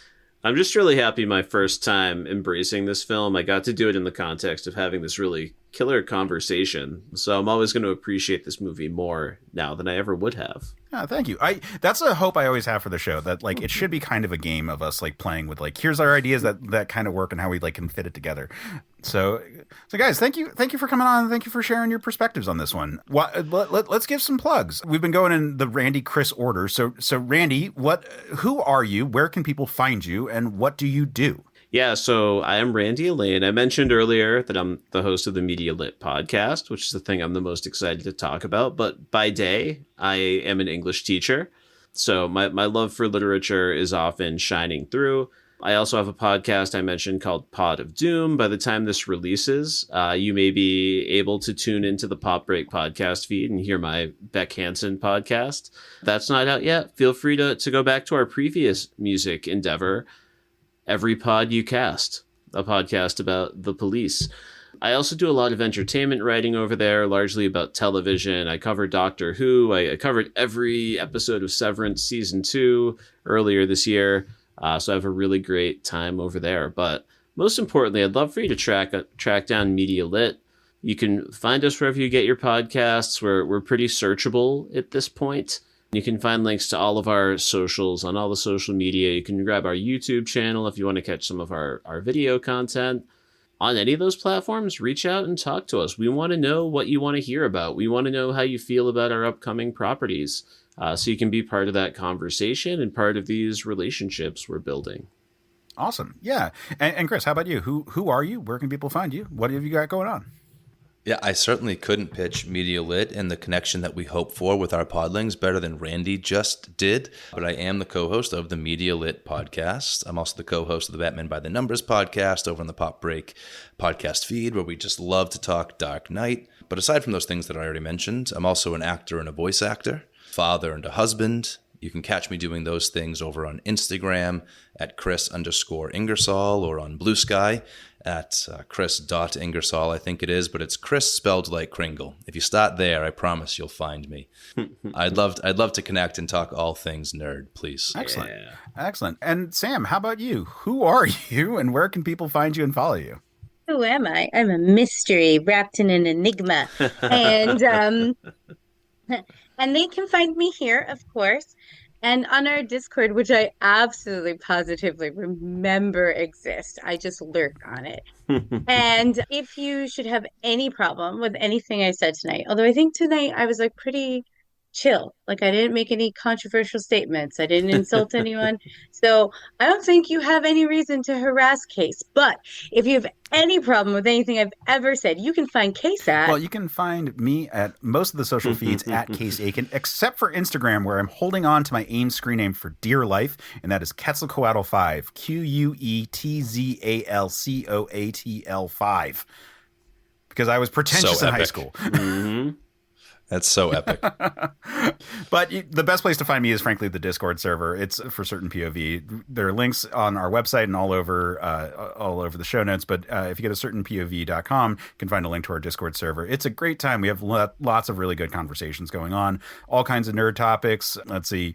By the time this drops, anything in particular that I want to be plugging? I can't think of any. So I'm just going to shout out that we have some new shows that joined the network. We have Issues has joined the network, which is a show that has been a longtime friend of the network, but Keith doing weekly reviews of comics is finally under our banner, and it's so wonderful having him here. We also have Long Live the Legion, which is a Legion of Superheroes appreciation podcast. Nice. So if you have ever had questions about the Byzantine nature of the Legion of Superheroes, and God, if you think X-Men is complicated, wait till you talk about the Legion of Superheroes. Yeah. Check out Long Live the Legion. Jim and Jay over there do a great job recapping all the various things about the Legion of Superheroes, the characters that matter, the big arcs that are important. So it's a great time. So those are two good shows to check out that are on the Certain POV feed. You can find that at certainpov.com. I should also note that we now have a Patreon going. So if you go to patreon.com/certainpovmedia, you can support this show as well as all the things that I'm working on. So the Certain POV YouTube channel and for Men of Steel. So on that note, we have a bunch of people to thank who joined at the executive producer level. So I would like to thank Micah McCaw, Carter Hallett, Sean Muir, Lee Greger, Memento Young, Logan Crowley, Joe Mastropiero, Casey and Nancy Aiken, Adam Samter, and Keith Lettinen. So if you would like to support the show and help us keep doing wonderful episodes like this one, check out our Patreon. We are doing all kinds of bonus essays and bonus content that we are slowly getting rolling as the Patreon is going. By the time this episode drops, it's going to be so many months in the future that like those things will happen, but they're not. I'm trying to guess what we'll be putting out there as bonus content, but more bonus content is coming. So that is a good place to go. Until the next time we have an episode. Sam, what is coming up next? Well, next time we'll be discussing Highlander 2, The Quickening. But until then, if you enjoyed this, pass it on.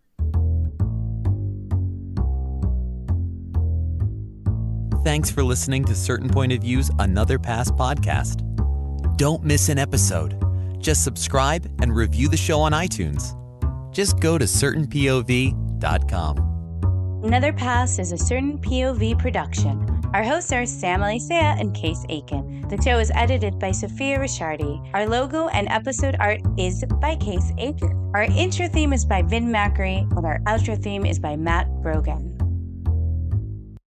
CPOV. CertainPOV.com.